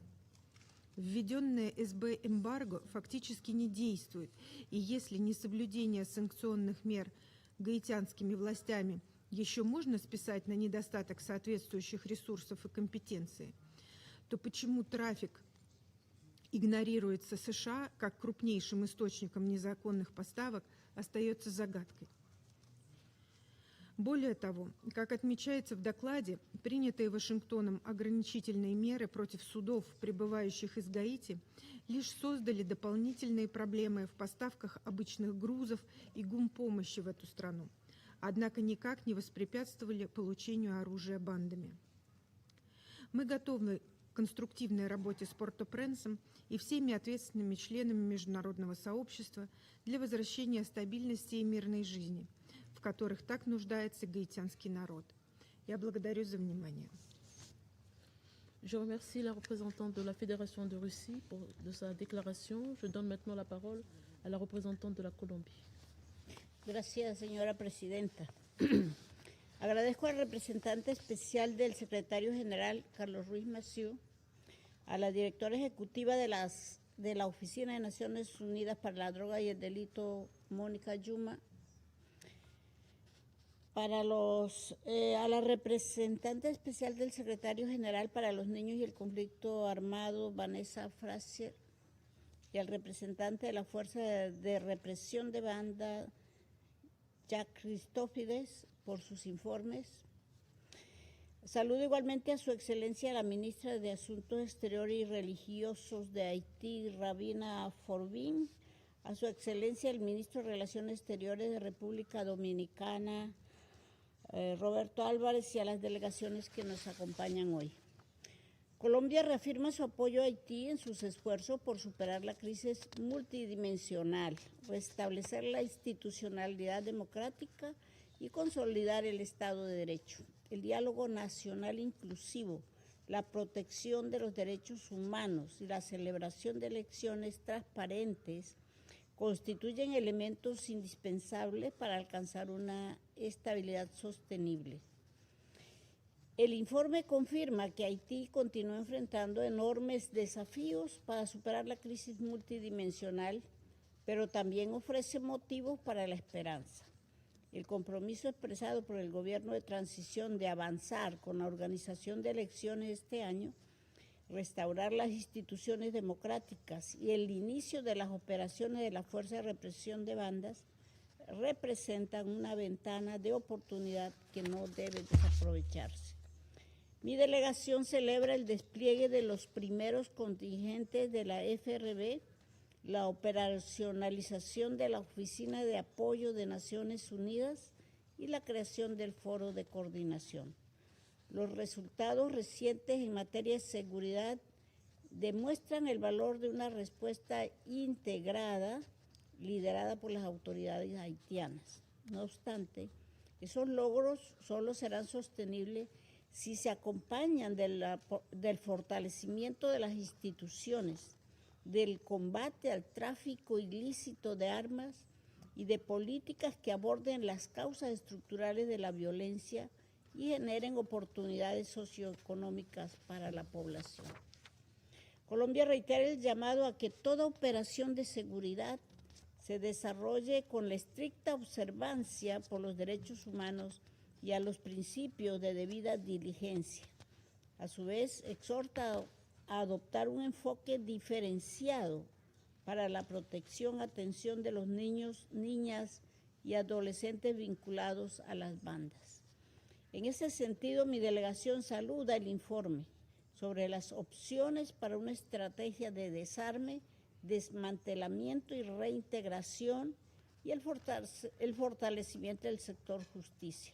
El DDR es un componente esencial para consolidar la paz y prevenir el reclutamiento, especialmente de menores. Colombia reitera su disposición a seguir contribuyendo a estos esfuerzos mediante cooperación técnica e intercambio de experiencias, como lo demuestra la reciente visita a Haití de la directora de la Agencia Nacional de Reincorporación y Normalización, destinada a apoyar el trabajo de la Comisión Nacional Haitiana para el desarme, desmantelamiento y reintegración mediante el intercambio de lecciones aprendidas y herramientas derivadas de la experiencia colombiana. Nuestra experiencia nos ha enseñado que no puede haber paz sin justicia. En esa línea, Colombia celebra la puesta en marcha de las unidades judiciales especializadas y el incremento del presupuesto destinado al sector. Es preocupante, sin embargo, la persistencia de la impunidad en casos de alto perfil y de graves violaciones de derechos humanos, los elevados niveles de detención preventiva prolongada y las barreras para hacer a la justicia que enfrentan las víctimas y sobrevivientes de violencia sexual y basada en género. Colombia reitera la importancia de incorporar plenamente una perspectiva de género en la respuesta institucional. En este contexto, la delegación de Colombia reafirma la importancia de garantizar el debido proceso y el acceso a una justicia oportuna, de conformidad con los estándares internacionales. Los esfuerzos destinados a consolidar la paz en Haití deben acompañarse de reformas que aseguren un sistema judicial eficiente, con el fin de contener la impunidad y mejorar las condiciones carcelarias. Así como no puede haber paz sin justicia, tampoco puede haber paz sin la participación plena, efectiva, segura y significativa de las mujeres. Colombia reconoce el compromiso del gobierno haitiano y el trabajo de BINU para promover la participación de mujeres y jóvenes en el proceso político e insta a seguir profundizando estos esfuerzos. La estabilización de Haití requiere ir más allá de la respuesta inmediata a la inseguridad. Es indispensable generar oportunidades económicas, fortalecer la resiliencia climática y proteger los ecosistemas como base del desarrollo sostenible y de una paz duradera. Y es en esa línea que Colombia avanza en la implementación de su plan de trabajo bilateral con Haití. Para concluir, Colombia reitera su solidaridad con el pueblo haitiano y su compromiso de seguir acompañando los esfuerzos liderados por Haití para recuperar la seguridad, restaurar el orden democrático y consolidar el Estado de Derecho. La ventana de oportunidad que hoy se abre no debe desaprovecharse. En ese camino, el papel de BINU y del equipo de las Naciones Unidas seguirá siendo fundamental para apoyar los esfuerzos nacionales y transformar los avances en una paz sostenible. Muchas gracias. Je remercie la représentante de la Colombie et je donne maintenant la parole au représentant du Bahreïn. السيدة الرئيسة، في البداية أود أن أرحب بترأس معالي السيدة تيريز كايا كومبا فاغنر وزيرة خارجية جمهورية الكونغو الديمقراطية لجلسة اليوم، وأتوجه بالشكر أيضا لمعالي الأمين العام للأمم المتحدة على تقريره، وإلى كل من السيد كارلوس مسايو الممثل الخاص للأمين العام ورئيس مكتب الأمم المتحدة المتكامل في هايتي، والسيدة مونيكا جوما المديرة التنفيذية لمكتب الأمم المتحدة المعني بالمخدرات والجريمة، والسيدة فانيسا فريزر الممثلة الخاصة للأمين العام المعنية بالأطفال والنزاعات المسلحة، والسيد جاك كريستوفيدس الممثل الخاص لقوة قمع العصابات على إحاطتهم. وأعرب عن تقدير مملكة البحرين لجهود مكتب بينو لدعم التوصل إلى حل مستدام في هايتي.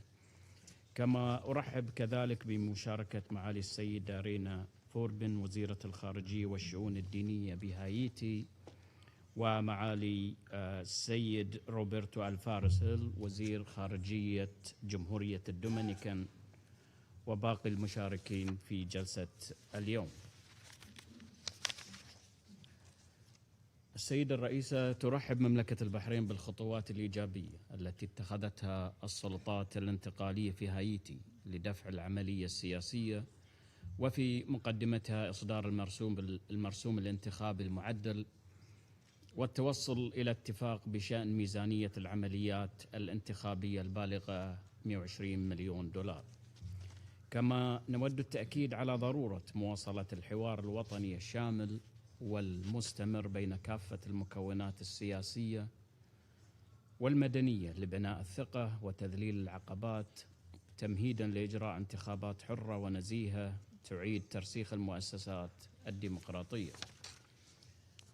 السيدة الرئيسة تتابع مملكة البحرين بقلق استمرار أعمال العنف والاشتباكات المسلحة التي تشنها العصابات وما ينتج عنها من مآسٍ إنسانية تشمل مقتل وإصابة المئات وتشريد الآلاف، إلى جانب التصاعد المقلق في جرائم العنف ضد النساء والفتيات.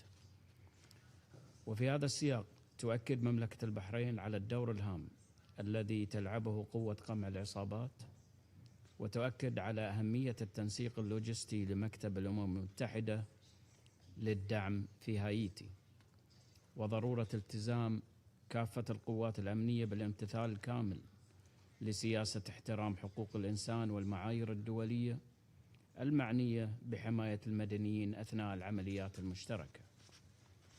كما نؤكد على الأهمية الاستراتيجية البالغة لبرنامج نزع السلاح والتفكيك وإعادة الدمج، باعتباره الضمانة الأساسية لتحويل المكاسب الأمنية المؤقتة إلى استقرار دائم ومستدام.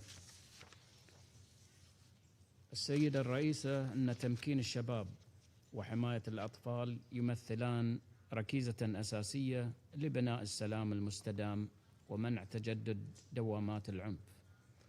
وفي هذا السياق تؤكد مملكة البحرين أهمية الاستثمار في التعليم وتعزيز فرص الشباب ودعم المبادرات المجتمعية التي تسهم في حمايتهم من التجنيد والاستغلال على أيدي الجماعات المسلحة، بما يعزز قدرتهم على الإسهام في بناء مستقبل أكثر أمناً واستقراراً.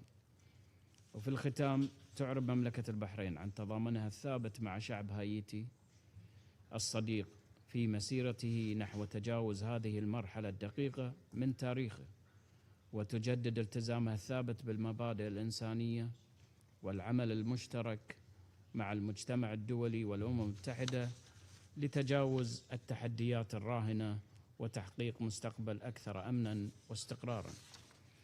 كما تجدد المملكة دعمها الكامل لمكتب بيم وللجهود الإقليمية والدولية الرامية إلى تحقيق الأمن والتعافي الاقتصادي، بما يلبي تطلعات الشعب الهايتي الشقيق في العيش بأمان واستقرار وتنمية. وشكرا سيد الرئيس. Je remercie le représentant du Bahreïn de sa déclaration et je donne maintenant la parole au représentant du Royaume-Uni. Merci Madame la Présidente. I would like to thank SRSG Ruiz Massieu, Executive Director Juma of UNODC, SRSG Frazier for Children and Armed Conflict, and Jack Christofides, the Special Representative for the Gang Suppression Force, for their briefings today. I also welcome the Foreign Minister, Minister Forbin from Haiti, and Foreign Minister Álvarez from the Dominican Republic to this chamber, alongside representation as well from Mexico and Jamaica. I want to start by welcoming the Secretary General's recent visit to Haiti, which comes at a critical time for the Haitian people. Nearly 1.5 million people are currently displaced. More than half the population is food insecure, and access to essential services is severely restricted. Within the most recent reporting period, BNU documented 853 survivors of sexual and gender-based violence, in which collective rape accounted for 84% of cases. I will outline 3 urgent priorities to help address these intersecting crises. First, we welcome the deployment of the Gang Suppression Force, whose success will be key to addressing instability in Haiti. It is vital that operations are fully compliant with the human rights framework set out in Resolution 2793 and include robust child protection measures. In this context, the UK has committed up to $7.5 million to the Human Rights Compliance Mechanism for the Gang Suppression Force, delivered by the UN Office of the High Commissioner for Human Rights. This builds on our support for the human rights elements of the GSF's predecessor, the MSS mission, and reflects our firm conviction that accountability and civil protection are fundamental to restoring trust and stability in Haiti. Second, we remain deeply concerned by the high proportion of children recruited by gangs. We need to take action to break the cycle of violence and prevent future lost generations. We welcome the visit in May to Haiti of the SRSG for Children and Armed Conflict and the clear message that she has underlined today that children associated with gangs must be treated as victims. We urge the Haitian authorities to implement the handover protocol for children associated with gangs without delay, including establishing the promised task force and framework. We also call on the government to develop credible and resourced disarmament, demobilization and reintegration programs that tackle the drivers of instability and protect the most vulnerable. Thirdly, recent progress on Haiti's electoral timetable is welcome. We encourage continued momentum towards holding credible elections, which are vital for Haiti's transition. Madame la Présidente, listening to colleagues today, many have referred to this being a critical moment, a window of opportunity. The United Kingdom remains committed to supporting a Haitian-led pathway to sustainable peace, where improved security is matched by strengthened rule of law and respect for human rights. We will continue to work with all Haitian stakeholders and our international partners to this end for the benefit of all the people of Haiti. Thank you. Je remercie le représentant du Royaume-Uni de sa déclaration et je donne maintenant la parole au représentant du Pakistan. Thank you, Madam President.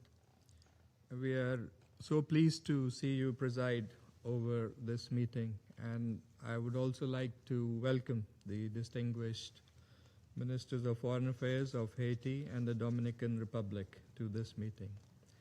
And let me also join colleagues in thanking SRSG Masio, Executive Director, UNODC, Ms. Juma, SRSG Frazier, and Special Representative GSF, Mr. Christophides, for their briefings.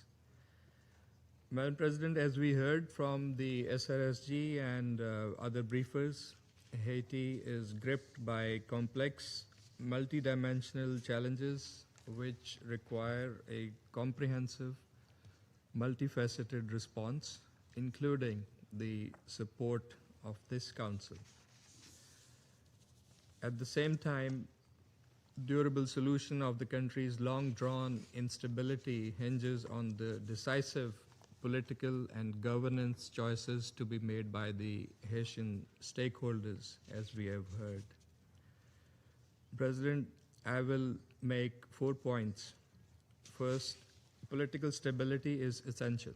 We welcome the Haitian authorities' focus on improving the security situation with a view to holding of elections. We hope that all political actors will work in unison to ensure the organization of elections in an agreed time frame. Second, security is indispensable. Protracted violence has had a devastating toll on the society. Atrocities perpetrated by gangs and violent actions of vigilante groups are deplorable. We hope that the arrangements put in place by the Security Council Resolution 2793, including the GSF, supported by UNSO, will help create necessary space for the Haitian security institutions, more importantly, the National Police, to take over the long-term security responsibilities in the country. Third, the humanitarian situation remains dire, with children and women facing the brunt. Association of children with gangs is a central challenge. We welcome the SG's letter detailing range of options for implementation of the DDR strategy. And we remain optimistic that the Haitian National Commission for DDR would continue to lead in formulating a strategy best suited to Haitian conditions. And fourth, the perennial issue of flow of illegal weapons into Haiti must be addressed. Effective regional and international efforts to implement 2653 sanctions regime can go a long way to curb the illicit arms flow into the country and disrupt the ability of gangs to perpetrate violence. Madam President, long-term stability of Haiti requires a holistic and responsive Haitian-led and owned process, underpinned by dialogue and cooperation, and backed by well-coordinated and executed international and regional support. What Haiti needs today is unity of purpose in the best interest of the Haitian people. Pakistan stands ready to play a constructive role in helping Haiti achieve durable peace, progress, and prosperity. I thank you. Je remercie le représentant du Pakistan de sa déclaration et je donne maintenant la parole à son Excellence Madame Raina Forbin, ministre des Affaires étrangères et des cultes d'Haïti. Madame la Présidente, Mesdames, Messieurs les membres du Conseil de sécurité, Excellences, Mesdames et Messieurs, je voudrais tout d'abord saluer la présidence congolaise du Conseil de sécurité pour le mois de juillet et lui souhaiter tous mes vœux de succès. Permettez-moi, au nom du Premier ministre de la République d'Haïti, Son Excellence Alex Didier Fils-Aimé et du peuple haïtien, d'exprimer notre profonde gratitude aux membres du Conseil de sécurité ainsi qu'à tous les membres qui continuent d'accompagner Haïti dans sa quête de paix, de sécurité, de stabilité, de démocratie et de prospérité. Je tiens également à remercier le représentant spécial du secrétaire général pour Haïti et le chef du bureau intégré des Nations Unies en Haïti, M. Carlos Massieu, pour son exposé, ainsi que le secrétaire général pour son rapport trimestriel et sa lettre en date du 29 mai 2026, soumis en application de la résolution 2814 du Conseil de sécurité. Je souhaite également saluer la présence du représentant spécial de la Force de répression des gangs, M. Jacques Christofides, ainsi que de la représentante spéciale du secrétaire général, Mme Vanessa Fraser, pour la question des enfants et des conflits armés. Les enfants d'Haïti sont les premiers à subir les conséquences de cette crise sécuritaire et humanitaire. Et c'est avant tout pour eux que nous devons ensemble rétablir durablement la sécurité afin qu'ils puissent grandir dans la paix, accéder à l'éducation et construire l'avenir qu'ils méritent. Nous remercions également Madame la directrice exécutive de l'ONUDC, Madame Monica Djouma, pour son intervention. Je salue la présence du ministre des Relations extérieures de la République dominicaine, mon homologue M. Roberto Álvarez, et nous appuyons la déclaration que l'ambassadeur de la Jamaïque prononcera au nom de la CARICOM. Enfin, je voudrais exprimer ma gratitude aux membres du Conseil pour leurs commentaires constructifs, notamment à l'ambassadeur Waltz pour son intervention, au cours de laquelle il a partagé avec le Conseil les principales observations issues de sa récente visite en Haïti. Aujourd'hui, je souhaite transmettre un message plein d'espoir pour le peuple haïtien et pour nos partenaires internationaux. Des progrès réels sont enregistrés sur le terrain. Nous sommes plus près que nous ne l'avons été depuis plusieurs années afin de rétablir la sécurité et d'organiser des élections libres, crédibles, inclusives et participantes. Ce n'est pas le moment de reculer. C'est le moment pour la communauté internationale de se tenir résolument aux côtés du peuple haïtien, de consolider les progrès déjà accomplis et d'aider Haïti à retrouver durablement la voie de la paix, de la sécurité, de la stabilité et de la démocratie. Madame la Présidente, malgré les défis, Haïti avance. Nos forces de sécurité et la force de répression des gangs sont pleinement mobilisées pour rétablir la sécurité. Le gouvernement demeure pleinement engagé à rétablir l'ordre constitutionnel tout en mettant en œuvre les réformes nécessaires pour renforcer la sécurité, renforcer les institutions publiques et améliorer les conditions de vie de la population.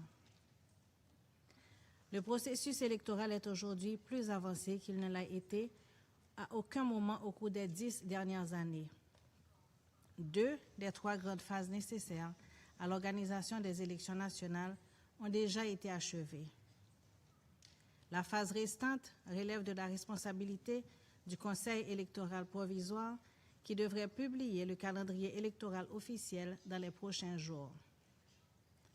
Le processus d'enregistrement des partis politiques est finalisé. L'inscription des électeurs est actuellement lancée. Le processus électoral est pleinement opérationnel.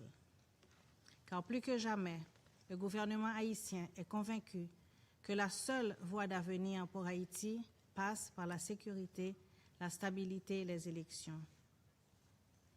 Madame la Présidente, Haïti a besoin d'élections libres, crédibles, inclusives, mais surtout participatives. Des élections qui restaurent la confiance.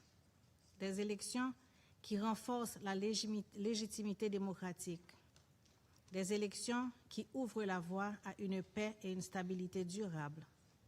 C'est ce qu'espèrent aujourd'hui 12 millions d'hommes, de femmes et d'enfants en Haïti. Aujourd'hui, 7 des 10 départements d'Haïti sont en mesure d'accueillir des activités électorales sans entrave majeure sur le plan sécuritaire. Le déploiement de la force de répression des gangs dans ces 3 départements restants est encore essentiel pour que chaque citoyen haïtien puisse exercer librement et sans crainte son droit fondamental de choisir ses dirigeants. La sécurité constitue le fondement indispensable d'élections légitimes. Le gouvernement a pris des mesures considérables pour rétablir la sécurité. Depuis janvier 2026, plus de 2000 policiers ont été formés dans le cadre du programme gouvernemental P4000, tandis que le recrutement de 1500 nouveaux membres des forces armées d'Haïti est actuellement en cours. Si les progrès se poursuivent comme prévu, d'ici à la fin de l'année 2026, la police nationale sera renforcée de 4000 policiers supplémentaires, tandis que les forces armées accueilleront 1500 nouveaux militaires. Notre objectif est clair: bâtir progressivement des institutions de sécurité haïtiennes capables d'assurer durablement la sécurité du pays. Les résultats concrets sont déjà obtenus sur le terrain et ils sont encourageants. 3 camps de personnes déplacées internes ont été fermés, permettant à de nombreuses familles de regagner leur foyer. Parallèlement, le gouvernement promeut une nouvelle approche de la réponse humanitaire, en passant de l'aide à l'investissement, from aid to trade, afin de créer des opportunités durables pour le peuple haïtien, en particulier pour sa jeunesse. En parallèle, nous avons réactivé la Commission nationale de désarmement, de démantèlement et de réintégration, et nous poursuivons la mise en œuvre d'importantes réformes judiciaires destinées à renforcer l'état de droit et à la reddition des comptes. 2 pôles judiciaires spécialisés dans la répression des crimes de masse, des violences sexuelles et de la criminalité financière ont été inaugurés. Nous sommes toutefois conscients que ces progrès demeurent fragiles. C'est dans cet esprit que nous appelons le Conseil de sécurité à soutenir le plein déploiement de la force de répression des gangs ainsi que le renouvellement de son mandat afin de lui offrir l'appui nécessaire à l'accomplissement de sa mission. Des progrès réels sont enregistrés sur le terrain et ce n'est pas le moment de reculer. Madame la Présidente, Haïti a été pendant trop longtemps définie à travers ces crises. Aujourd'hui, Haïti demande d'être reconnue pour les progrès qu'elle accomplit. Le peuple haïtien a fait preuve d'une résilience remarquable. Nos institutions continuent de fonctionner. La sécurité s'améliore. La reconquête du territoire se poursuit. Le processus électoral progresse. La République d'Haïti, sous le leadership du gouvernement du Premier ministre Alexis Fizemé, est résolument déterminée à se relever. La dynamique est réelle et nous ne pouvons pas perdre cet élan. C'est dans cet esprit de partenariat que nous appelons à un engagement international soutenu pour consolider les efforts déjà accomplis. Aujourd'hui, la communauté internationale est face à un choix. Elle peut préserver la dynamique qu'Haïti a bâtie au prix d'efforts considérables, au risque de voir des années d'efforts collectifs compromises au moment même où le pays est le plus près que jamais de rétablir durablement la sécurité et d'organiser les élections. C'est pourquoi, aujourd'hui, soutenir le plein déploiement de la force de répression des gangs ainsi que le renouvellement de son mandat, c'est soutenir la sécurité. Soutenir la sécurité, c'est demeurer auprès d'Haïti. C'est un investissement en faveur de la démocratie, de la stabilité régionale, ainsi que de la paix et de la sécurité internationale. Ensemble, faisons en sorte que ces progrès encore fragiles deviennent irréversibles. Ensemble, permettons au peuple d'Haïtien de tourner définitivement la page de la violence et de l'instabilité afin de bâtir un avenir de paix, de sécurité et de stabilité. Car le moment est venu de consolider les progrès accomplis. Je vous remercie. Je remercie Son Excellence Madame Forbin de sa déclaration. Je donne maintenant la parole à Son Excellence Monsieur Roberto Álvarez Gil, ministre des Affaires étrangères de la République dominicaine. Señora Presidente, señor Carlos Ruiz Massieu, representante especial del Secretario General de las Naciones Unidas en Haití, señora Mónica Yuma, directora ejecutiva de la ONU-DC, señora Vanessa Fraser, representante especial de la ONU para la Infancia y los Conflictos Armados, y señora Raina Forbin, ministra de Relaciones Exteriores y Cultos de Haití, distinguidos miembros del Consejo. Felicitamos a la República Democrática del Congo por la conducción de los trabajos del Consejo durante este mes y agradecemos a todos los expositores por sus valiosos informes. A casi un año de la adopción de la Resolución 2793 y a pocas semanas de que este Consejo deba pronunciarse sobre su renovación, ha llegado el momento de hacer un balance. Un balance que no debe medir únicamente lo que hemos construido, sino sobre todo lo que aún debemos hacer para que la sociedad haitiana pueda comenzar a recuperar una vida normal. Este balance debe reconocer dos realidades. La primera es alentadora. Hace apenas un año, la comunidad internacional debatía cuál era el instrumento más adecuado para apoyar la recuperación de la seguridad en Haití. Ese debate ha quedado atrás. El país cuenta con una fuerza de supresión de bandas, una oficina de apoyo de las Naciones Unidas plenamente establecida, una estructura de mando en funcionamiento y operaciones que comienzan a producir resultados. Los avances logrados merecen el reconocimiento de este Consejo. Corresponde agradecer en particular a Estados Unidos por el liderazgo ejercido en esta iniciativa, así como a Canadá y a los demás estados que han contribuido con sus esfuerzos, recursos y apoyo logístico para hacerla posible. Expresamos igualmente un reconocimiento especial a los países que han aportado lo más valioso, sus hombres y mujeres desplegados sobre el terreno, cuyo compromiso constituye una demostración concreta de solidaridad con Haití. Pero existe una segunda realidad. La fuerza fue autorizada para contar con hasta 5.550 efectivos. Sin embargo, hasta ahora solo poco más de 1.000 se encuentran en Haití.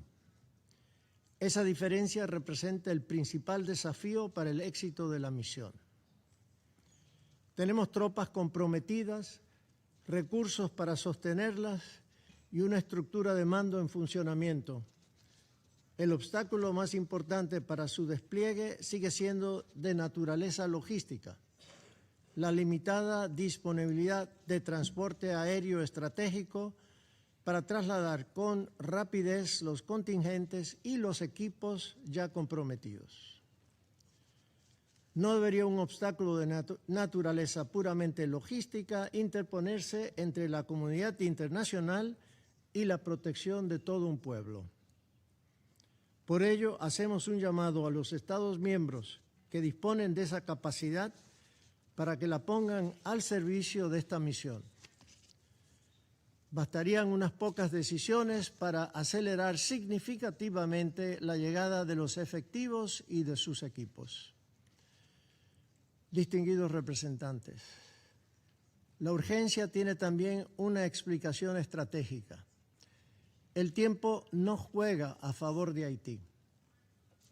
Cada semana de retraso permite a las bandas criminales consolidar su control territorial, ampliar sus fuentes de financiamiento, perfeccionar su capacidad operativa y reclutar nuevos integrantes, muchos de ellos niños, que sufren tremendamente, como ha sido señalado gráficamente hoy en esta sesión. Completar la fuerza no es únicamente una prioridad operativa, es la condición indispensable para comenzar a revertir la dinámica actual. La seguridad también resulta esencial para la transición política. República Dominicana desea ver a Haití celebrar elecciones libres, inclusivas y creíbles. Pero debemos reconocer una realidad evidente. No serán las elecciones las que producirán la seguridad. Será la seguridad la que hará posible las elecciones.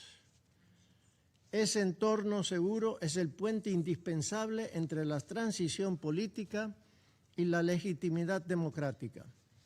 Mientras amplias zonas del país permanezcan bajo control de las bandas, si bien reducidas, como ha señalado la ministra Forbán, difícilmente podrán existir las condiciones necesarias para un proceso electoral plenamente libre y representativo. Señora Presidenta, la recuperación de la seguridad, sin embargo, no bastará por sí sola.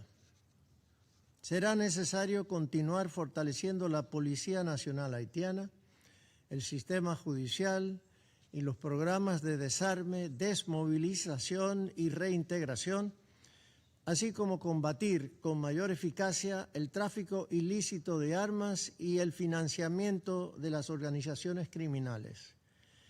Ese esfuerzo debe complementarse con una aplicación más efectiva del régimen de sanciones establecido por la Resolución 2653 de este Consejo. Dicho régimen fue concebido no solo para sancionar a los cabecillas de las organizaciones criminales, sino también a quienes las financian, facilitan el tráfico de armas, lavan los recursos provenientes de sus actividades ilícitas o les brindan apoyo material o político. Hasta ahora, su aplicación ha recaído principalmente sobre un número muy reducido de líderes criminales, mientras quienes financian, facilitan o se benefician de las actividades de esas organizaciones continúan en gran medida fuera del alcance de ese régimen. Debemos utilizar plenamente este instrumento para identificar y sancionar también a quienes sostienen y hacen posible el funcionamiento de esas organizaciones criminales. Romper esas redes de apoyo constituye una condición indispensable para lograr una paz duradera en Haití. Coincidimos plenamente con el llamado de la directora general de ONU-DC, Mónica Yuma, a desarrollar también una estrategia regional para combatir las redes criminales transnacionales que operan en coordinación con las pandillas haitianas. La crisis no puede enfrentarse únicamente dentro de Haití. Es indispensable desarticular también las redes regionales que alimentan y sostienen a estas organizaciones criminales. Reconocemos los esfuerzos que viene realizando el gobierno haitiano para fortalecer sus instituciones, entre ellos la incorporación de nuevos efectivos a la Policía Nacional, la formación de personal de seguridad y la creación de unidades judiciales especializadas para enfrentar los crímenes más graves. Estos pasos demuestran que, paralelamente al apoyo internacional, Haití también asume su responsabilidad en la reconstrucción de las capacidades del Estado. Una fuerza internacional puede ayudar a recuperar el territorio. Solamente instituciones haitianas sólidas podrán conservarlo de manera permanente. República Dominicana continuará haciendo su parte, seguiremos cooperando con Naciones Unidas, respaldando la fuerza de supresión de bandas, reforzando el combate al tráfico ilícito de armas y contribuyendo, dentro de nuestras posibilidades, a la estabilización de nuestro país vecino. Señora Presidenta, dentro de pocas semanas este Consejo deberá pronunciarse sobre la renovación del mandato de la Fuerza y de la Oficina de Apoyo de las Naciones Unidas. República Dominicana respalda plenamente esa renovación, pero prolongar el mandato no bastará si no aprovechamos la ocasión para superar los obstáculos que todavía impiden a la Fuerza alcanzar la capacidad prevista. Renovarlo sin cerrar esa brecha equivaldría a mantener una promesa sin cumplirla. Existe una verdadera ventana de oportunidad, como ha sido ampliamente señalada en la mañana de hoy. Pocas veces han coincidido una fuerza internacional en proceso de expansión, una estructura de apoyo de las Naciones Unidas plenamente operativa, recursos disponibles, un renovado compromiso internacional y avances institucionales en Haití. Esa oportunidad no permanecerá abierta indefinidamente. Nuestra responsabilidad colectiva es aprovecharla. Durante los últimos 4 años, este Consejo ha adoptado decisiones importantes respecto de Haití. Ya no necesitamos una nueva estrategia, necesitamos ejecutar plenamente la que hemos construido. Ello supone completar el despliegue de la fuerza, reforzar el embargo de armas, aplicar plenamente el régimen de sanciones establecido por este Consejo y continuar fortaleciendo las instituciones haitianas. El pueblo haitiano ha demostrado una resiliencia extraordinaria. Después de tantos años de sufrimiento, no necesita que aprobemos una resolución más. Necesita que las decisiones ya adoptadas por este Consejo produzcan, por fin, la paz, la seguridad y la esperanza que durante tanto tiempo le han sido esquivas. Esa es, en definitiva, la responsabilidad histórica que hoy compartimos. Muchas gracias.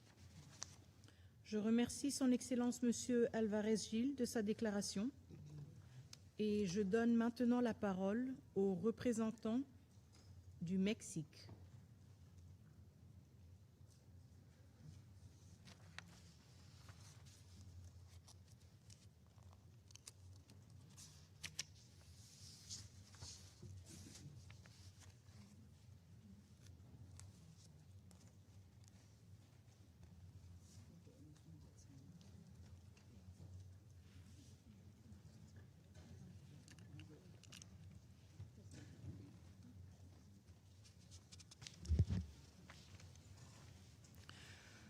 Madame la ministre des Affaires étrangères et des cultes d'Haïti,